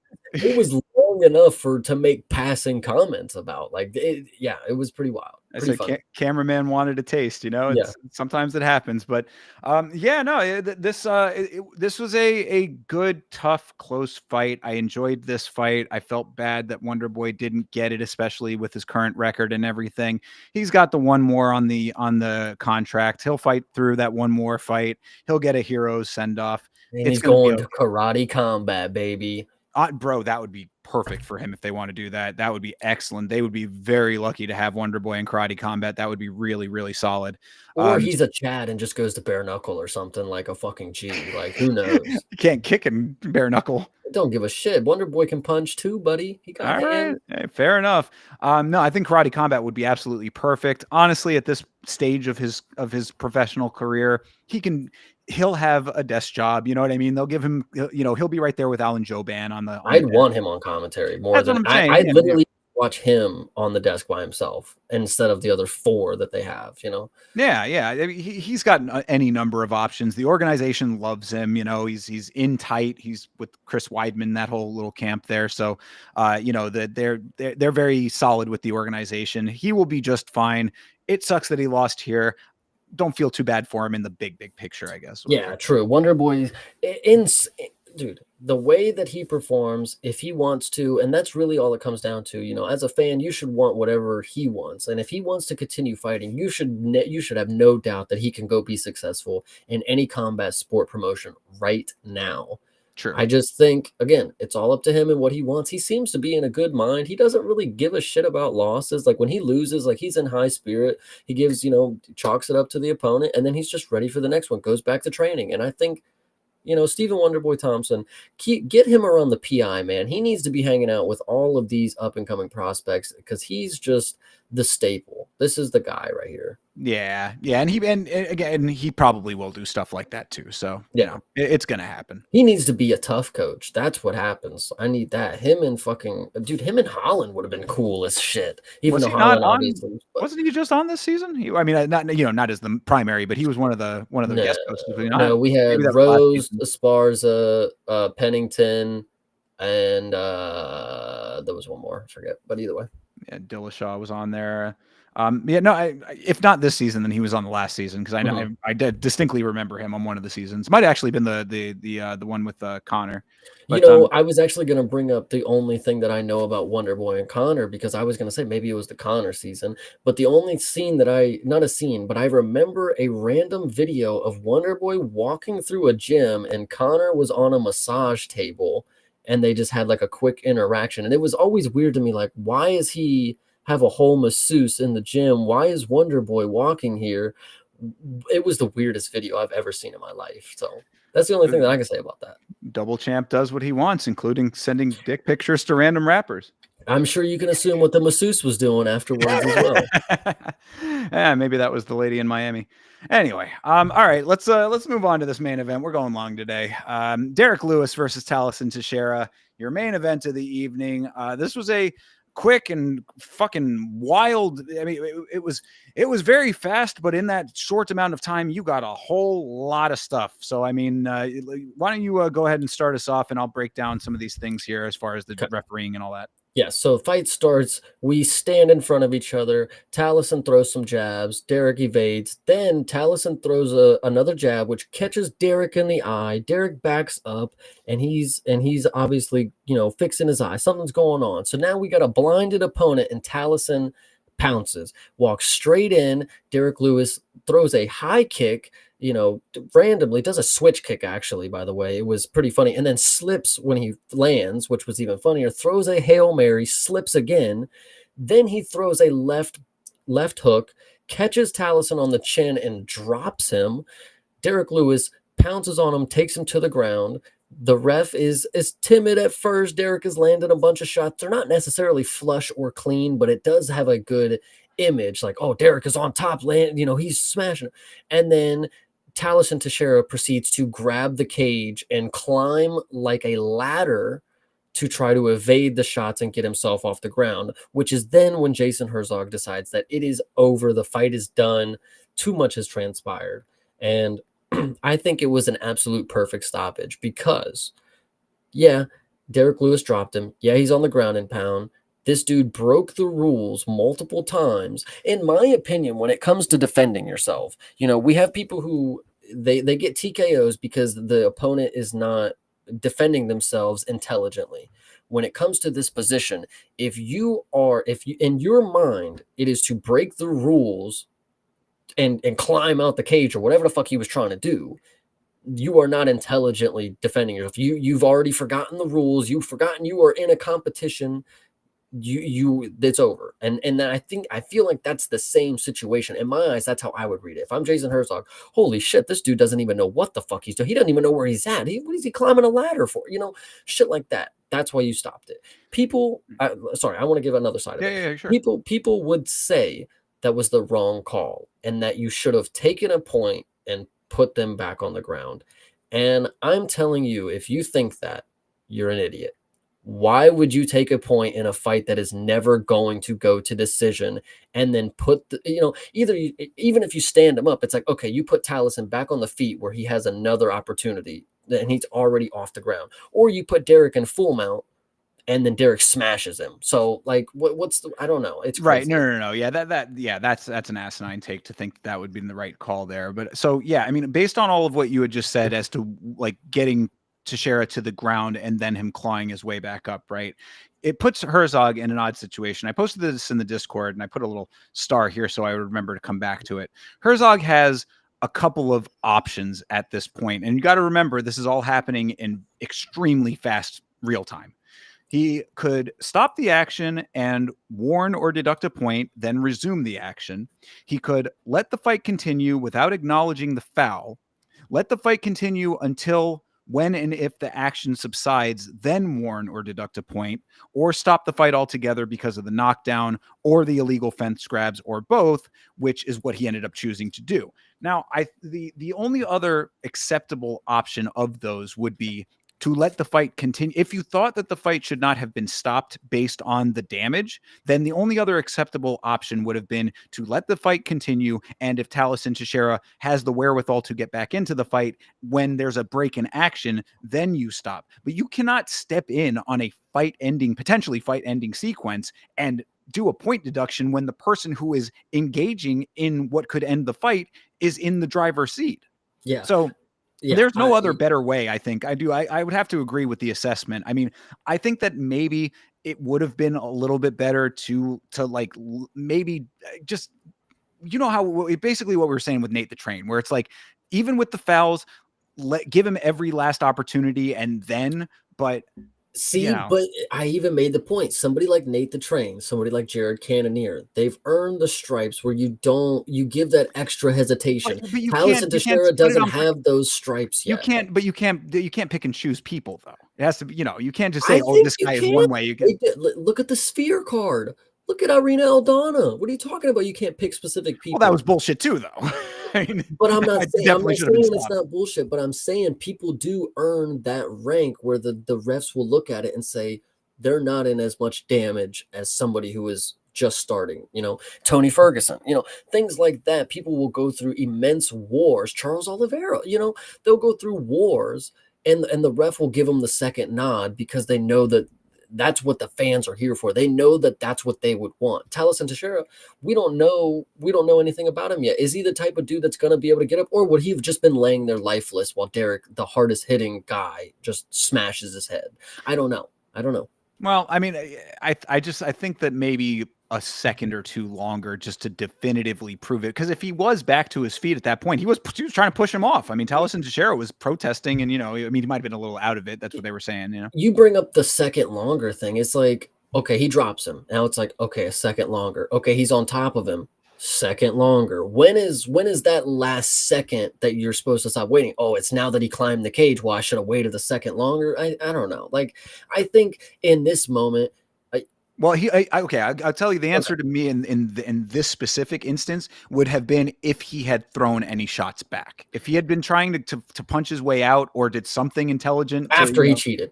Yes, yeah, well, but that's what I'm saying though, is that if that had been the case, then you wait for the break in the action, then you stop, then you do either a warning or a deduction. This would have been. This is a double-edged sword, Yeah, honestly. no, you're right. I mean, I'll It, definitely agree with you on that. if Tyson gets up and we don't do anything about it, and then he wins, it's like, well, he fucking cheated to get out of the position where he was gonna lose, you know.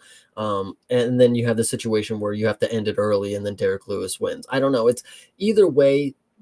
There was going to be fan bases mad, and I think that's all that is to note on that one. I would like to note that I was very precise when I said if you think Derek Lewis will land 0 strikes, you are absolutely insane because all he needs to do is land one, and that's exactly what he literally landed. One hook, dropped Taliesin on his butt, and that's all he needed to do.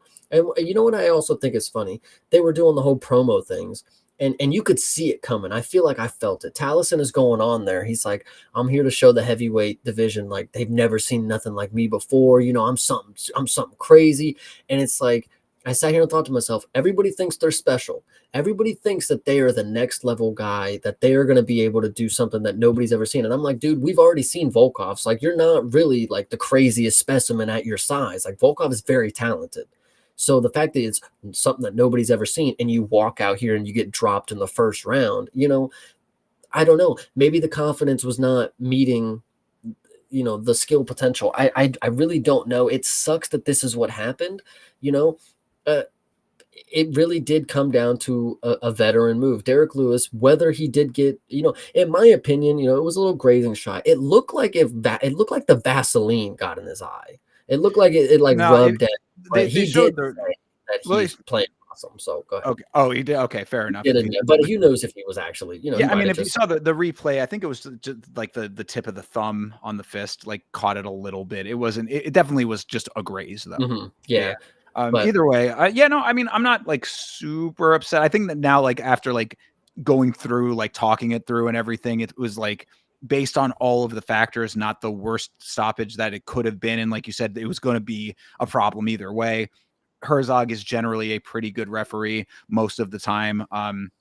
You know, a lot of people were a little upset about how this all went down, but in the big picture, not something to really get too hung up on. More so the big picture of heavyweight, I think, is what is the bigger aspect of all of this. And you're exactly right. Like this is yet another time of a hot prospect. I mean, I just feel like they're too anxious. The organization is too they're chomping at the impulsive bit. with it. They're just Yes, impulsive. Yeah. he's got it. Like Yeah, well, they're throwing these new guys just fresh into the fire at the like way high jumps up in competition where it's like you need to develop these guys a little bit more. Like you're wishful thinking too hard on some of these prospects, and this is what happens. Now you end up with all of your potentially hot prospects getting demolished early on in their careers, and now they have to be rebuilt and come in and redo the whole process. Like let them incubate a little bit more before putting them in these kinds of situations because they run up against Derek Lewis, and that's not a situation you want to be in. yeah, and once again, we have Derek Lewis with his post-fight antics, takes the shorts off, runs around the cage, does the dog piss celebration, which was absolutely hilarious. That one was really good.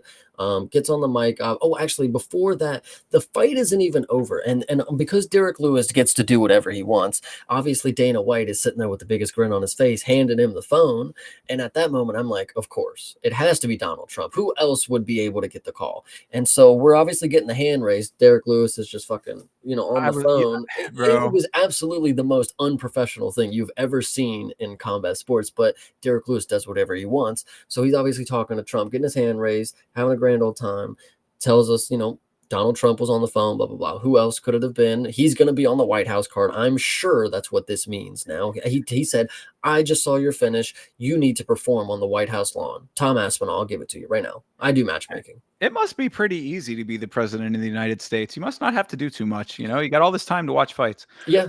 But yeah, no, I was not a like. It's like it's cool that Trump is into the sport and stuff, but bro, can we not just have a normal ring announcement at least? You can't wait to call him backstage, perhaps, or whatever. I don't know. I actually would like to make an exception because I would prefer if it happened more often. Like if we had a guy from, say our boy from say Anshul got a win or Pooja.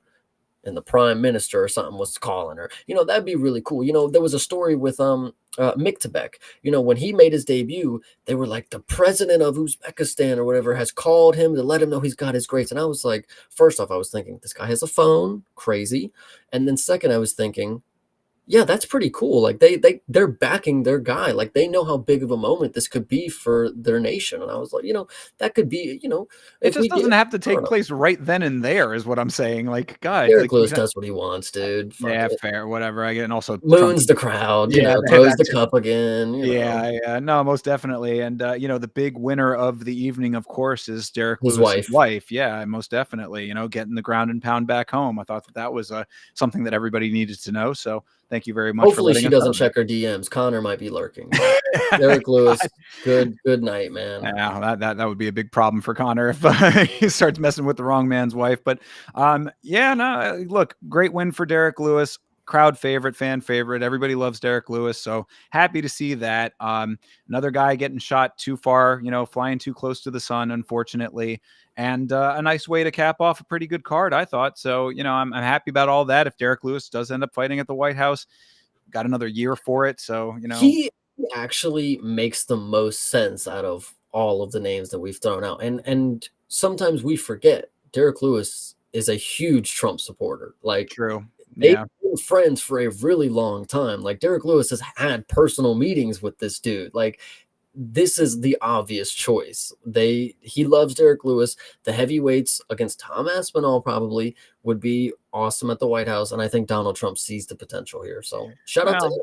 yeah, then Donald Trump can see Derek Lewis get submitted by Tom Aspinall on the White House lawn, but still got to get him to the ground, right? So I guess True, true. yeah. So anyway, good deal though. I mean, all things considered, even with the weirdness in the stop and all that aspect of it, I think that this turned out to be a pretty awesome display. So I was happy about that, and like I said, a good cap off to what turned out to be one of the better cards that we've had this portion of the year, I would say. Hell yeah, I agree. Yeah. So I guess all things said now, then we kind of tipped the hand, but after talking it through, yeah, we're in agreement. This was a pretty good card. This was pretty good. I was a little moody. Again, worked the whole day, and I was losing on bets. So if you watch the watch along, it would make it seem like I did not enjoy what was happening. But all in all, yeah, these were some really good fights. I definitely showed my dad a couple of them, and there was definitely a win on the weekend. I'll give you guys that. Yeah, right on. All right. Well, let's move right into the upcoming event. 318 is Holloway versus Poirier 3. That is taking place this weekend, and we've got a whole lot of fights to talk about on it, and we've been going pretty long. So you want to run through these? We'll run through them real quick. All right. Well, starting off, main event here: Max Holloway, Dustin Poirier, their third meeting. Of course, Dustin Poirier is up 2-0 on their current meetings. So, is this the time that Max is going to be able to get it back, or is this just a really nice little gift to Dustin Poirier to send him off into retirement? No, I think Max probably batters him for 5 rounds. Batters is a little harsh, but like he should point, quote unquote, point his way to the victory. I don't think he's going to finish Dustin. Max does have the style that's elusive and on the outside and volume. So I think he'll definitely win this one, 3 rounds to 2 at least. Yeah. I mean, every time, well, I mean, it's, 3 rounds to 2. I mean, we have counted Dustin Poirier out in some fights before, and he has gone above and beyond and shown a level of determination and grit that perhaps is uncommon, which is why he's such a heralded fan favorite in this sport, one of the best to never hold undisputed gold, I would say. It is certainly time for him to retire, and I'm glad that he is taking that step into retirement. At this stage of the career, I do think that Max is probably the more well-rounded fighter, but there's always the opportunity for him to catch him the same way that Ilya caught him. I think it's absolutely crucial that we mention what Pubes just said. The judging will definitely be in favor of Dustin. Whether you want to believe it or not, the commissions and the UFC, they have nothing to do with each other, blah, blah, blah, blah. No, nope. Dustin probably will scrape by a decision if it's close. I mean, it really depends on how close it is, right? I mean, if that is the case, yes, they are fighting in New Orleans. It's actually, I don't think you need to picture it as close as like when I say close, I mean the styles could evenly, match each other. Max volume, Dustin damage. Like, I mean, that's That's easy right there. That they can cancel each other out, and all the judges need to do is decide volume, damage, which one is actually going to be the deciding factor. And I think that's all it's going to be. Dustin will land some big hooks that'll catch Max, probably the same shot ish, that overhand check that Ilya landed, but it's not going to put Max out, I don't think. So he should be able to take some big shots and just outstrike him, but it's just dependent on who's judging and what they're going to pick on the criteria. So Yeah, yeah, and if it even goes to decision, I true. mean, that's gonna be the other part of it, right? Yeah, it's I think that like, again, where they are currently in their careers, it's still a pretty competitive matchup. So I do like that. I do like that aspect of it, and the BMF belt is on the line. So I mean, that But hopefully play some part. you don't like when fighters are on their way out, you know? Like 1 foot in, 1 foot out. I know Dustin's not necessarily, but he's already retired for as much as you can say. He's just here to fight in his hometown kind of deal. Jeremy Stevens type of thing, you know, just Yeah, yeah, wherever. right. I mean, that certainly does play a factor, but I do think that Dustin's the type of guy that would like to go out with the victory. You know, it's like because he was talking a lot recently. I mean, knowing that this is his last fight, he's been doing the press tour, and he's been talking about how life is going to be so different after his time fighting, and how is he going to adjust and all that kind of stuff. So I do think that for pride and for the ego's sake, that he would like to go out, giving the fans a good show, getting a win in his hometown, going out with a win on the record. I think he's going to try to put his all into this fight. So for that reason, and with plus money on the line too, at least on this book, not a lot. It's pretty much a pick 'em, but they have Dustin as a plus 110. I think you can do a lot worse than picking Dustin Poirier in this fight.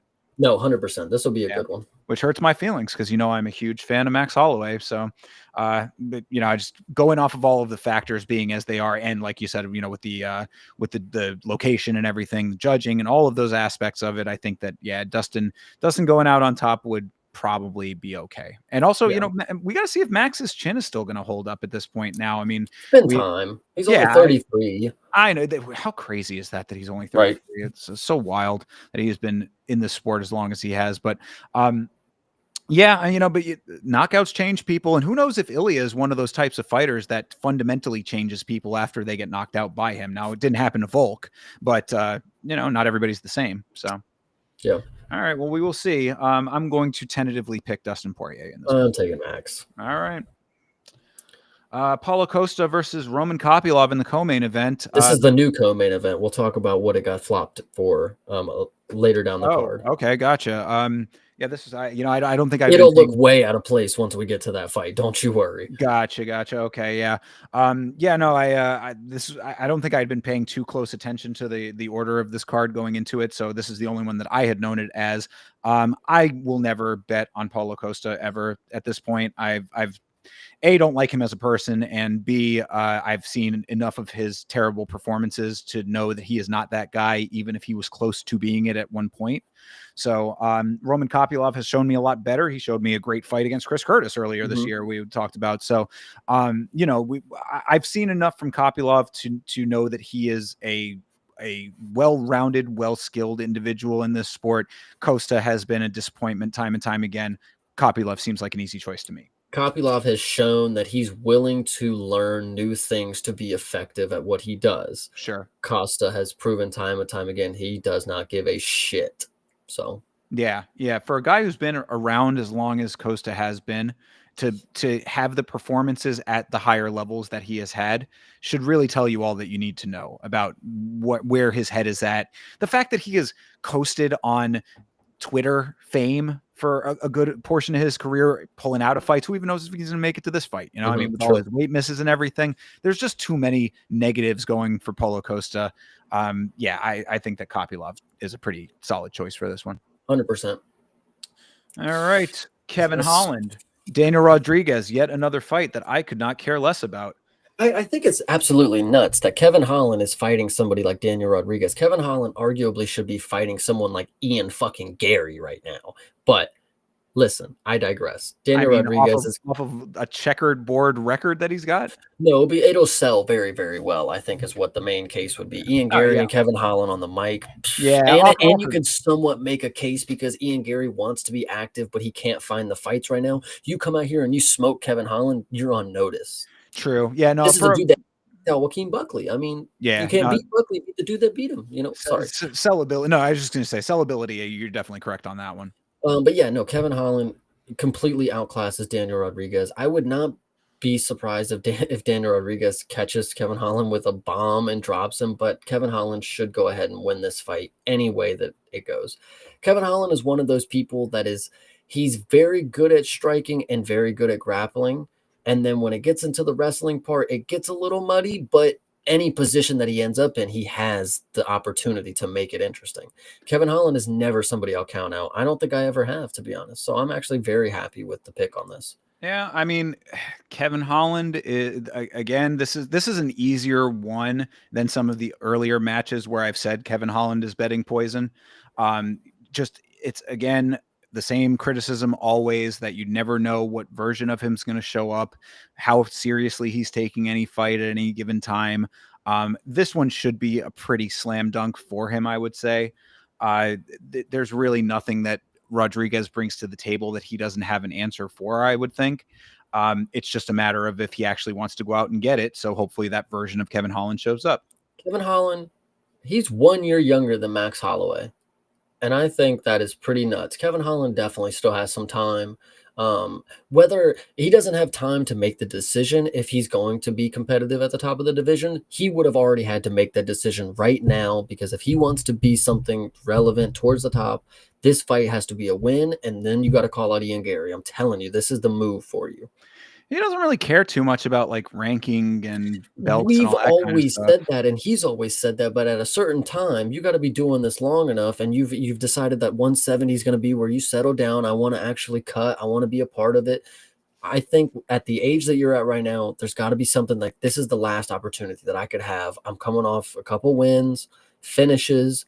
This could be my moment to get my name out there and make the most. I know I make money, and I know how to make money in the UFC, but I can make even more once I win this one and call out somebody good."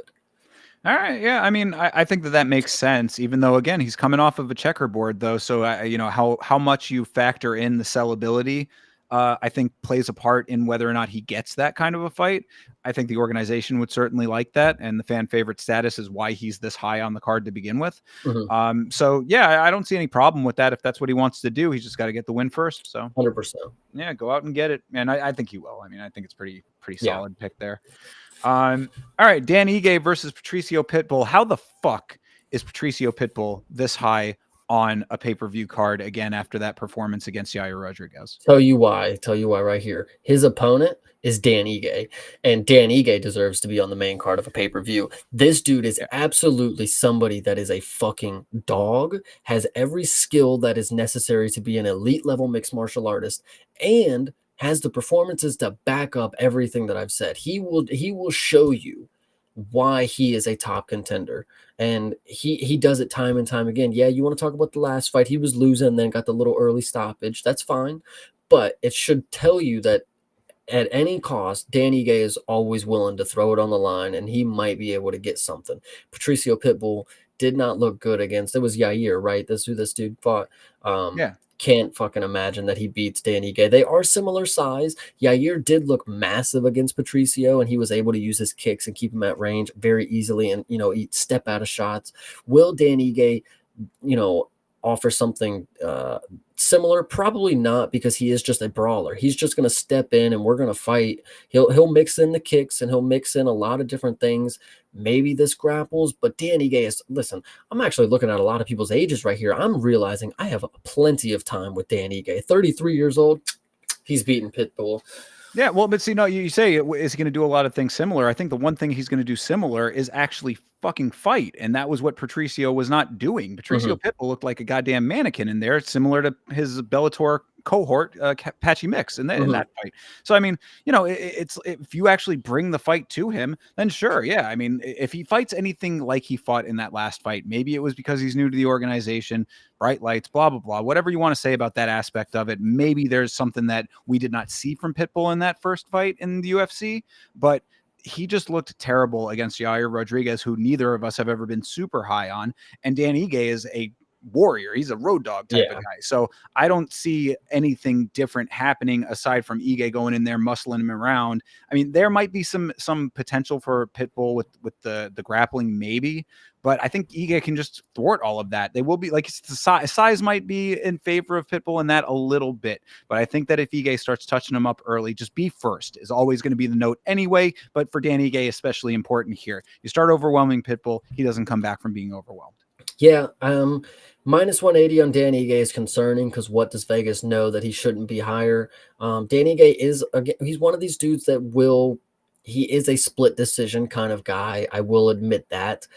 He does have a lot of close fights, but he does normally have those moments that could edge him to victory. Is Pitbull going to be able to pull those out? Is he going to be able to scramble to the back with 2 seconds left? I don't know. Dan Ige, though, potentially. Yeah, and well, and that's what I think is Vegas's mindset here is that they're probably thinking, well, the first fight might have been fluky. He didn't have his footing. He didn't get his bearings early enough. He started to pick up a little bit later in the fight, kind of thing. So now that he maybe is a little bit more comfortable in his body in this organization, then perhaps there's more potential that had not been unlocked yet. That's the only thing that's sticking out to me, possibly. But Dan Ige is the dude who you call on 4 hours notice. Yeah. Dan Ige doesn't have there's no feel out portion for Dan Ige. He's ready to go anytime that you pick up the phone. So he's going to have, full camp presumably for this, whatever. He's going to be fine. Like he's coming in to kill. Yep. I agree. 100%. Yeah. All right. This is the only other fight that I actually really care about on this main card. Michael Johnson versus Daniel Zellhuber.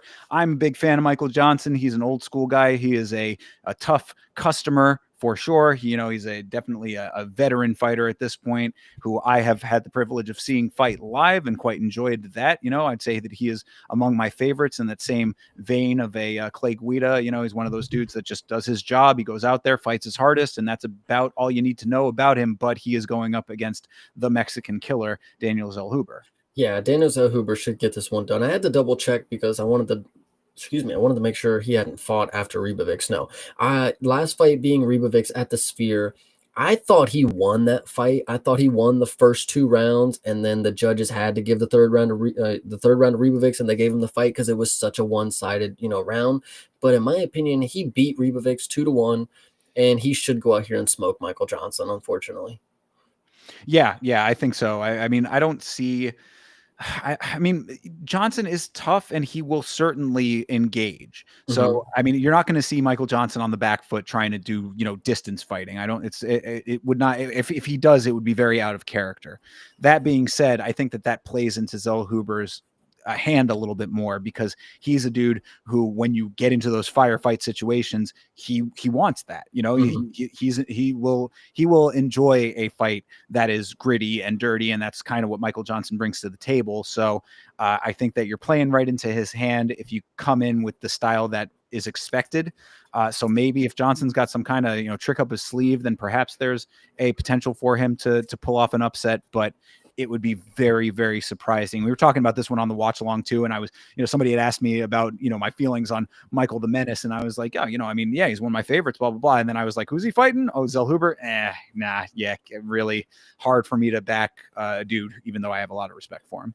100%. Yeah. I'll take Zellhuber on this one. Yeah, easy. And that minus 600 doesn't hurt that assessment either, of course. But all right, moving on down the line here. This is another fight that I actually think is pretty good as a featured prelim here. Kyler Phillips versus Vinicius Oliveira. Phillips is a guy who I had a lot of faith in earlier on. I thought that there were a couple of performances of his where I was like, he really is living up to that Matrix nickname. He gets locked in. He finds the flow state really well. Came up short recently, and I was like, maybe I might have Rob Font too. Right? Yeah. Well, and I mean, I think that people were counting Rob Font out unnecessarily, and now we know that that's the case. At the time, it made a little bit less sense, but now I think it's starting to make a little bit more sense as time goes on. So, perhaps that might have just been a little bit more than Phillips could have chewed at that point. But do you think that Vinicius Oliveira is the exact type of person who can, do what he needs to do? Brother, I can tell you one thing. If Rob Font is able to get one over on you, Vinicius Oliveira is going to eat your fucking lunch. Like, this dude is a junkyard lope dog for a reason. I mean, junkyard type dog. This dude he's out here to kill people. And a lot of people, I save these words for not a lot of people.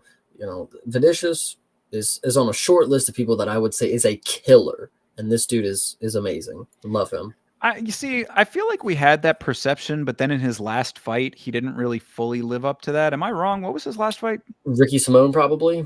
No, Saeed Nurmagomedov. He beat him unanimous decision. Yeah, on a UDA against Saeed, and I seem to recall like later on in that fight that there was like him maybe being a little bit like coasty, you know, like he might have been coasting on the first 2 rounds or something along those lines. Like something like that is vaguely sticking out in my mind as something to remember. But I don't know. I'm gonna ride with Kyler Phillips on this one. I like because I that's for the reasons that we're saying. Like I feel like we have said this about Vinicius Oliveira, and of course, yes, the knee knockout is always going to be awesome, and you know he has that on his highlights forever, and that's really, you know, we're going to see that on Saturday. You know, you'll get a nice promo package of his highlights with that on it.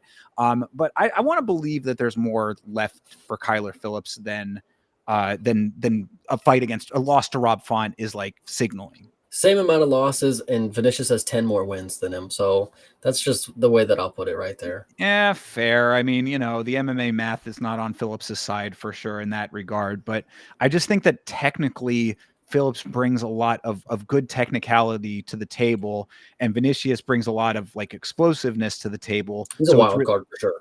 There you go. Yeah, a good way to put it. He's a wild card. I think I know what I'm getting a little bit more out of Phillips than I do with Oliveira. So for that reason, I'm gonna lean back on that aspect of it, where it's like maybe the version of Oliveira that we've seen before isn't the same one that we end up seeing with Phillips, and the technicality ends up winning out. That's where the thought process is, at least. If it doesn't go my way on this one, I would not be entirely shocked or anything. So you're taking Kyler? I will. Yeah, okay. I will. All right. I'm taking Vinny. All right, there you go. Remember, everybody, if you are watching now, both of us doing our streams to our channels, you go to the individual channel, either youtube.com/@YamaShow or youtube.com/@CP Smalls for Chase, and you like the video that you think is the person who's more correct here. So yeah, there's your one divergence so far, I think. All right, moving on down. Marvin Vettori versus Brendan Allen, a fight that, wow, this should really be a loser goes home fight. Do you not see that this was the co-main event? Yes, yeah. It stands out like a sore thumb. Like, what do you do? 2 fights into the prelims, and you have arguably a 5-round fight that should happen. And I think this will be a really fun fight. These are 2 dudes that have already wanted to fight each other. They've tried to fight each other in a casino, and they've thrown a little hands. And I think this is the perfect matchup where we're going to get Marvin Vettori Iron Chin, and we're going to get Brendan Allen, who actually decides that he wants to strike with somebody. And Brendan Allen is a great grappler. And I think oftentimes he believes that his grappling is a lot better than what his striking is. And there have been times where he has decided to grapple when the striking is working for him. Against Chris Curtis in the second fight, he was winning on the feet and kept diving for the takedowns till he was gassed out and on his knees, having to get told to get up from the ref. Brendan Allen this time, I think he's going to have no problem standing with Marvin Vettori and butchering this guy. I don't like Brendan Allen too much. I'm coming around to him, but I think Brendan Allen is going to put serious hands on Marvin Vettori in the stand-up. Seriously, I do. Yeah, okay, hot take on that one. Yeah, to think that Brendan Allen is not going to immediately shoot for the legs is just it does not seem that he didn't do that in the casino. He didn't do that in the casino. That's what I'm saying. He threw a straight punch right at Vettori. He stood his ground. Stand your base. He's a fucking Chad. And against somebody like this, when it's bad blood, it's not game plan shit. It's like, no, I'm gonna go smash Vettori for that shit in the casino. I mean, okay, if that I see the thought process for sure, but I mean, you're going up against a dude who has a cinder block for a head. Now, I mean, but he loves to get punched. It's true. He is a punching bag. That is a problem. Yeah, I mean, I think younger, taller, longer. All of those things are playing into Brendan Allen's hand, and I think that the reason that I would go with Brendan Allen is probably more so because that he has more options, and that's, I think, the issue. It's not necessarily that he's a better striker in totality, because I think we've seen Marvin Vettori have some pretty good striking success in the past. He just doesn't seem to be that same person anymore, which I think is unfortunate. But I think also it's that if it does get too hot on the feet, Brendan Allen has the option to go to his wrestling, to fall back on it. Vettori doesn't have any other options. He's just going to punch or be punched. And what I think is key to note, and why I think this is Brendan Allen by this time, the grappling is in his backpack, but he should not be relying so much on it, in my opinion. Marvin Vettori never been subbed, never been knocked out. Go out there and bro, and he's not some fucking killer. Like, people have stood with this dude plenty of times. Like, Roman Delise, like, these are Yeah. not somebody that is like out of the world against Brendan Allen. I know he lost to Roman Delise, I think, but Brendan Allen should do what I think he's going to do, and I have a lot of faith in him too. And I like Marvin Vettori too, but he's not somebody that gets finished. I think you're just going to have to go put it on him. And yeah, there might be a little grappling. There might be a little control time to steal some rounds. But I 100% believe Brendan Allen's going to throw meaty hooks at this dude. Yeah, and really, like as I had said, I think that the Vittori that is going to go after chasing the win more so than just being the punching bag is not here anymore, and that I Mhm. think is the biggest problem. You saw it against Roman Delite. I mean, like can he take a shot? We all know that he can take a shot. The fact that he was trounced by Jared Cannonier for 5 rounds. I mean, this dude is as tough as they come for sure. We saw what Jared Cannonier did to RoboCop. Mhm. Marvin Vittori has a brick head. That is very true, but he's lost the drive, it seems, to actually find the victory. So it's like Yeah. you're tough for nothing at this point, and it's an unfortunate reality of where he seems to be. And he's only 31 years old, so we really should not be having this conversation. Like, this should Right. not be where he's at. But right now, I mean, I think that there's more tools in the arsenal for Brendan Allen, and Vittori did not show me that he, like, especially the Roman Delite fight really is a big turning point, because he had taken a lot of time off before that. He had been talking all of that going into it about how, this is the new and improved version. This is the dude who, I've fixed the holes in the game. I needed the time off to readjust, blah, blah, blah. He had this whole big spiel about how different he was going to be. And then he barely threw shots. Yeah. I agree. I think this one, potential fight of the night right here. This is my call for fight of the night, I think. After what I've seen so far, I think these dudes they're gonna go full. I'm not gonna say the word, but they're gonna be really stupid and slug with each other, is what I think. Well, if there's ever a fight where where somebody could go full, it Yeah. certainly is a Marvin Vittori fight. Exactly. Uh, And so this next one I'm really excited to get into. Okay, yes. Francisco Prado versus Nikolay Veretennikov. Veretennikov is yes. Tell him, Chase. What? He's the worst fighter ever. Oh my gosh. So he's 35 years old as a prospect, has shown no qualities in the one loss that he took where he got finished by a guy on short notice. He's losing this fight. He is, not only is he awful, but he is a disservice to mixed martial arts, because he's also the guy that went over and was pushing after the fact and talking all of this mad shit, and getting really pissy about the loss and everything. Mhm. Like, yeah, this guy's like, I think I said during, because Austin Vanderford is the fight we're talking about Yes. here, and yeah, I think I remember saying, like, get this guy the fuck out of here. Like, I They don't even want to said that see. on the commentary. Yeah, like the fact that he's even getting rebooked is kind of amazing at this point. Now, I mean, Francisco Prado, nah, you know what I mean? It's not necessarily, he's He's 13 and 23 though. That's pretty young. Wow. yeah. Yeah, he's 23 and 12 and 3. So I mean, it's not like he's got a bad record or anything. He's still, I guess, building up a little bit more. But like, Veretennikov offers no kind of threats. So yeah, you want to talk about the lock of the night. The fact that this is even this close is, I mean, this is almost a pick 'em. I like, you want to talk about somebody who you should bet the house on. I would say that it is Francisco Prado in this fight. Yeah. 100%. All right. This is a fight that was taken off of the card that we just reviewed and put onto this one. And it hurts my heart to say this, but this is a Tebe Gautier versus Robert Valentin. And Tebe Gautier is a murderer, man. Valentin just keeps getting these fights that are so unfortunate. It sucks that he's such a Chad. Like, he would take a fight like this, and maybe he weathers the storm in the first round, and Gutierrez gasses out, and Robert Valentin somehow gets a submission or something. But honestly, he gets touched too much. I don't see him being able to take a couple shots. It's true. It's not only does he get touched in the takedowns, but he gets touched by the hands in general. Yeah. And it's all Gautier needs is one or two. I mean, he is, like I said, he's beastly, man. And this dude is, you know, they're calling him Mini Francis, and the comparison seems to be an apt one at this point. So Valentin, it's like he's a great guy. We all love him. You know, he's one of those stories that you want to root for and all of that. But what is the method? You know, it's what goes back to the age-old question when you are doing these predictions. What is the method of victory for Robert Valentin? And I don't see one. It's hard for me. Submission somehow, some way is what I'm going for, but I'm not going to put my life on it. Take a note out of the Walter Walker playbook and go for the heel hook. There you go. There you go. Robert Valentin is actually another dude. He's another dude that has pulled off a very unique submission in mixed martial arts. He was able to pull off a modified armbar, and you know that's not something that you see very often. He did it with his legs too, which was pretty crazy. But will he be able to pull off something like that again? I don't think so.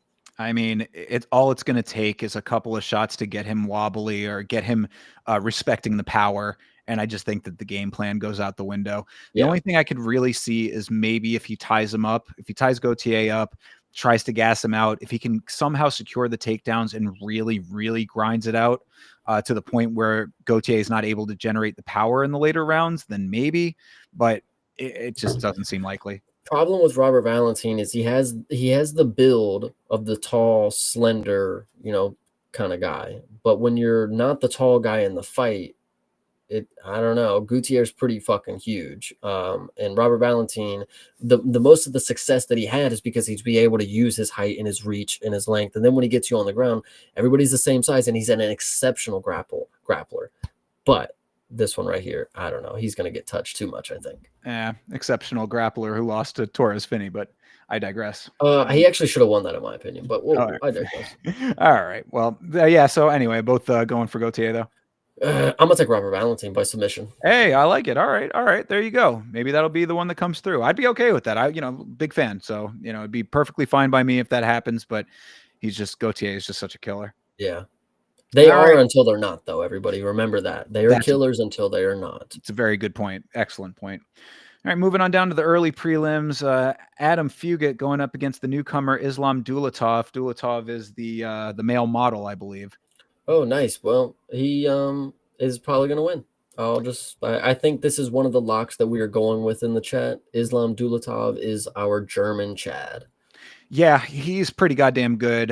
He's got a little bit of the Ilya backstory where, he's had this really nice life. He's got this influencer deal going on. He's out there driving nice cars. He's a runway model, blah, blah, blah. But then he gets into the cage and he actually takes heads off. So, you can't really deny. You can talk all the shit that you want about his life outside the cage. He goes in there and he knocks people out. Man, that's what you got to look at. Just a little side path because I love wasting time. Funny enough, so the Alice Ardayan thing about her being like a TikToker and like a social media star, I didn't really think, what does that even mean? Maybe she just sells clothing online. I don't know. I actually got to witness her thirst trapping on Twitter, and it was hilarious. I was like, wow, it's actually true. Like, she's just on here posting her ass for people to just engage with. I was like, I respect to the grind. She's a killer in the cage, so I don't care what she does. Yeah. I mean, she makes the most low effort, brain dead content that I've ever seen in my life. So I have a little bit of a disdain for that aspect of it, but I cannot knock the hustle if it is getting you money. So hell yeah. Doing better than me, I'll tell you that. Yeah, fair. So yeah, Islam Dulatov, I mean, huge favorite, probably well deserved. I think that this is an easy one. Yeah. All right, Jimmy Crute and Marcin Prachnio. Prachnio famously lost to Vitor Petrino. Good to know. I think this is one that I could care less about than a lot of them. Jimmy Crute, I believe, won his last fight but got robbed by the judging. Split decision. Or a draw, right? He was in a draw. It might have been a draw. I actually think you're right. So I think he should go ahead and win this one. I know I call Jake Matthews Random Aussie Jake Matthews, but this is actually Random Aussie Jimmy Crute because he needs to come out here and win this fucking fight. As a minus 260 after a fight that was a draw that I thought you probably should have won, I'm going to need some reason to believe in you again. Go ahead and win this fight. Make it convincing because you're a light heavyweight. When you look at Jimmy Crute, I don't know. Jimmy Crute looks like a flyweight name. Like, I don't know why, but when I see him out there, he's massive. He's got huge legs, the thighs, the arms, and he really does go out there to throw some slugs. So I really hope that he comes out here and does really good. I would love it. Yeah, I think that he should. Prachnio is probably a guy that if Crute wants to get his hands on him and muscle him around like Vitor Petrino did, he probably would have some success with it. So if he decides to go that route, there's probably something there. Prachnio is also not a guy that like I immediately think of like when you think about like light heavyweight knockout artists, you know what I mean? Yeah. So I would think that Crute probably should have some good success here, but it's like Crute is also one of those guys that like he snatches defeat from the jaws of victory, it feels like sometimes. Yeah. So, it almost feels like it could go either way only because of that aspect of it. So I would probably stay away from betting on this fight if we're talking about actually placing your bets down. But for the purposes of this show, I will also go with Jimmy Crute on this one. 100%. All right, Ryan Spann versus Lucas Dredsky. Spann, I believe, is one of the people who took Crute to a split decision, if I'm not mistaken. But anyway, not important for this part of the discussion. Dredsky is a person who was juiced and then came off of the gear and had very little success afterwards. So what do you think about this? Well, he beat Walter Walker, so. All right, well, unanimous decision, by the way. Hey, not everybody can get heel hooked, I guess. Yeah, but both of these guys did get knocked out by Waldo Cortez Acosta. And Ryan Spann is not somebody that I would initially assume is on the same level of Lucas Tretzky. Ryan Spann is somebody that I've seen pull out miraculous wins, like the submission against OSP, standing guillotine, crazy. I've also seen him beat the ever-living life out of Anthony Smith, and the judges rob him. So in my opinion, he kind of is a little mystic. I mean, he might be able to come out here and finish Dretzky. It's not the hardest task ever. But Ryan Spann, I've seen him with some killer instincts. He's ready to finish the fight when it comes down to it. Anthony Smith, of course, is not the easiest person to finish, but he was curled up in a ball. The ref didn't fucking call it. What can you do, So Ryan Spann, go out here and get this one done. You have so much more experience, and you're not a fucking Lucas Tretzky. Yeah, exactly. I think that's also where I draw my conclusion from as well. It's like Ryan Spann is a dude who has won in unorthodox ways, unique ways. He's got a wide-ranging skill set. Dretzky does not do anything that really impresses me. And then also, like I said, I really do think that he is a different person off the gear. So all of those things being said, I think that Ryan Spann brings more to the table than Dretzky does. And for that reason, I think he gets this win. Hell yeah. All right. Shout out to Sierra West Coast. Appreciate you as always. Honey Roast Queen. Bruno Ferreira versus Jackson McVeigh. Jackson McVeigh, of course, was supposed to fight a couple of events ago, and his opponent missed weight by a massive amount. So that fight was canceled. He is rebooked. He was cut as well. And his opponent was cut as well. So nice of the organization to rebook McVeigh going up against Ferreira, who is it nice of him? I was going to say it's a bit of a tall order here, though. I don't know why they put him up against such an absolute killer for the first one. But Ferreira, we had thought that he was going to do some pretty big things last fight, and he did not. He got a submission, actually. His that first was submission of his career against not a boost. No, he lost to a boost. I can't think of who it was against. I could look at it. But either way, I think Bruno Ferreira, absolute lock to go out here and get a finish. This guy is actually good. Like, Hulk, for a reason, he's got he's got hands, and he will put them on you. And apparently he knows how to grapple now. And when you grow up in Brazil, apparently you know how to do jiu-jitsu. Who would have known? Because he is very good. No, I was just trying to I wanted to go see his record real quick, just to Petrosian. Yeah, that was the last one? Was that was the last one? Yep. Okay, then yeah. Never mind. I was mistaking him for someone else. Then, no. He did very good in that fight. Petrosian, of course, not great and cut. So, this should be a layup for Ferreira. Come on. I mean, I don't, unless this Jackson McVeigh is some killer that we don't know about yet and is going to come out here and make some crazy statement, which could happen. I mean, it's not. I mean, all finishes. Yeah, I mean, so there is potential there. Nicknamed the Moose. I love it. Oh, that is a great nickname. All right, I'm riding with Jackson McVeigh. Fuck it. No, all right, let's go. Nah, I can't. I can't. I mean, I'd like to. And look, what we always say on this show, go out there and get it done. And then the conversation changes immediately. So, but as of right now, based on what we've seen and what we have not seen out of McVeigh and Teixeira respectively, yeah, I mean, I think that it's pretty well in the bag for Bruno. Oh yeah. All right, and starting it all off, this is a great fight to start the card off here. I love and I know this that, one. yeah, I know she's your girl. Carly Judice versus Nicole Cagliari. Cagliari was pretty good on the Contender Series, and then she lost her last fight, I believe. Am I correct? Lost her debut against Ernesta Kedetske. Yeah, and I know Ernesta's your girl too. So going up against another one of your ladies, what are you thinking here? I am honestly not sure what to think about this one. They both have lost to Ernesta Kedetske. So that is off rip. We both know that they did not beat her. Carly lost by split. Nicole lost by unanimous. Now, Nicole Cagliari does have grappling, which is going to be interesting in this fight because we haven't seen Carly have to face somebody that has grappling yet. Being 4-2 in your career, obviously there's not a big sample size of what you've seen. Ernesta Kedetske is somebody who's never going to shoot a takedown. The other people, she just smoked Eunice Dubin, who's not a grappler at all. She's just a striker. She smoked her on the feet, by the way. Love that head kick. Nicole Cagliari is going to be able to bring a different aspect to the game, and she actually is a dog. I didn't think she was going to make it out of her first debut. I thought Ernesta was going to put the pace on her and not be able to let up and get a TKO. The fact she was able to weather the storm through a lot of different moments, I mean, she does have a good upside. Carly Judice being the favorite at 4-2 is very, very dangerous, but she does have the skills to be elite. Crispy Carly Judice is somebody that the skill set you can watch and you just know she's got it.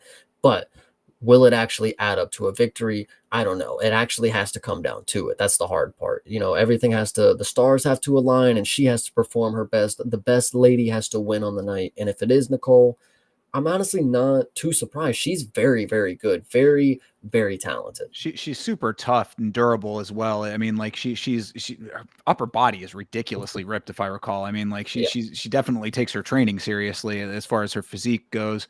Yeah, I mean, potential for Cagliari to muscle her around is probably going to be pretty high. I would think if she gets close, I would think that Judice, with the kicks, is probably going to want to try to keep a little bit of distance. If Cagliari can close that distance, get her hands on her, muscle her around, there is potential for her to get the win that way. Will that happen? Hard to say. So I don't know what overall final verdict on that. Who are you taking? This one's really tough. Yeah, that's why I like this fight as the opener. Yeah, this one is really, really tough to decide. I'm going to say I'm going to roll with Carly Judice again. Actually, I'll take Nicole Cagliari. I'll go with Nicole Cagliari. I like this dog pick here. Yeah, I do too, honestly, for this one. I think that the toughness is going to show. I think that also losing the debut is probably going to be something that she's going to want to avenge. Her cardio held up well. Right, yeah, exactly. That's what I mean. Like you can for see the first third round, for the first 3 rounds that she's ever seen, because she had never seen a third round until her debut. She held up perfect. So continue. Sorry. Yeah, no, I was just gonna say that you saw all of the building blocks of like a fighter that is capable of winning in the UFC, as far as I was concerned anyway. Like anything that I had seen from her between the Contender Series and that one and the fight with Ernesta, like I didn't see anything that it certainly was not an Eduardo Mora situation, where I'm just like, this ain't it. Like I was like, yeah, no, there's definitely something there. It just needs to all click. And so hopefully this is going to be the fight where it clicks. I think that she's a good dog pick. This one will be a good opener. I really love the 2 gritty women that get to open the card. Shout out to Tisha Pennington and Luana Pinheiro for another banger that we got as an opener. This one, banger. Yeah, I agree. I think this is a great way to open this card. And after talking it through, I like this card a little bit more than I might have been given it credit for. I kind of thought that this might have been a bit of a sleepy card, but this has some potential. They need to put Vettori and Allen back in the co-main. We do not need fucking Paulo Costa. Jesus. Yeah, I know that. Push Michael Johnson to the featured prelim. That's fine. Yeah, no, it's definitely a waste of a slot having Paulo Costa anywhere, personally, in my opinion. But either which way, we will be around to watch these fights with you. I will be doing my watch along at youtube.com/@YamaShow. And Chase, I know that you can tell them where they can find you. They will always find me watching the UFC cards on youtube.com/@CPSmalls. And of course, I'll be on Twitter hanging around at x.com/CreativePartin, PARTIN. There you go. I am on Twitter and Instagram at YamaShow. Join tomorrow for the live watch along of The Ultimate Fighter that continues to trudge on along. Chase, you doing a later rewatch? We will be doing it an hour after, and we will be ready to go. So there you go. You watch me live. You watch Chase thereafter. I'll probably be hanging out in the chat with Chase for a little bit of that. So you got another slew of content coming your way tomorrow, and then thereafter, hopefully a little bit more as well. We've talked about some things that we might have going later in the week. So keep your eyes on the channels always. We appreciate you. Thank you very much for hanging with us tonight. Have a great rest of your night, great rest of your week if we don't see you. And as always, fight on.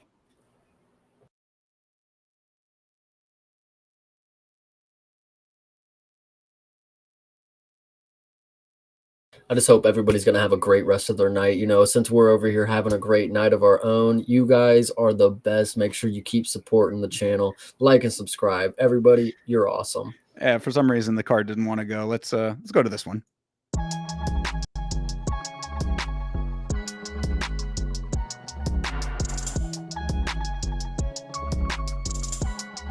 Game.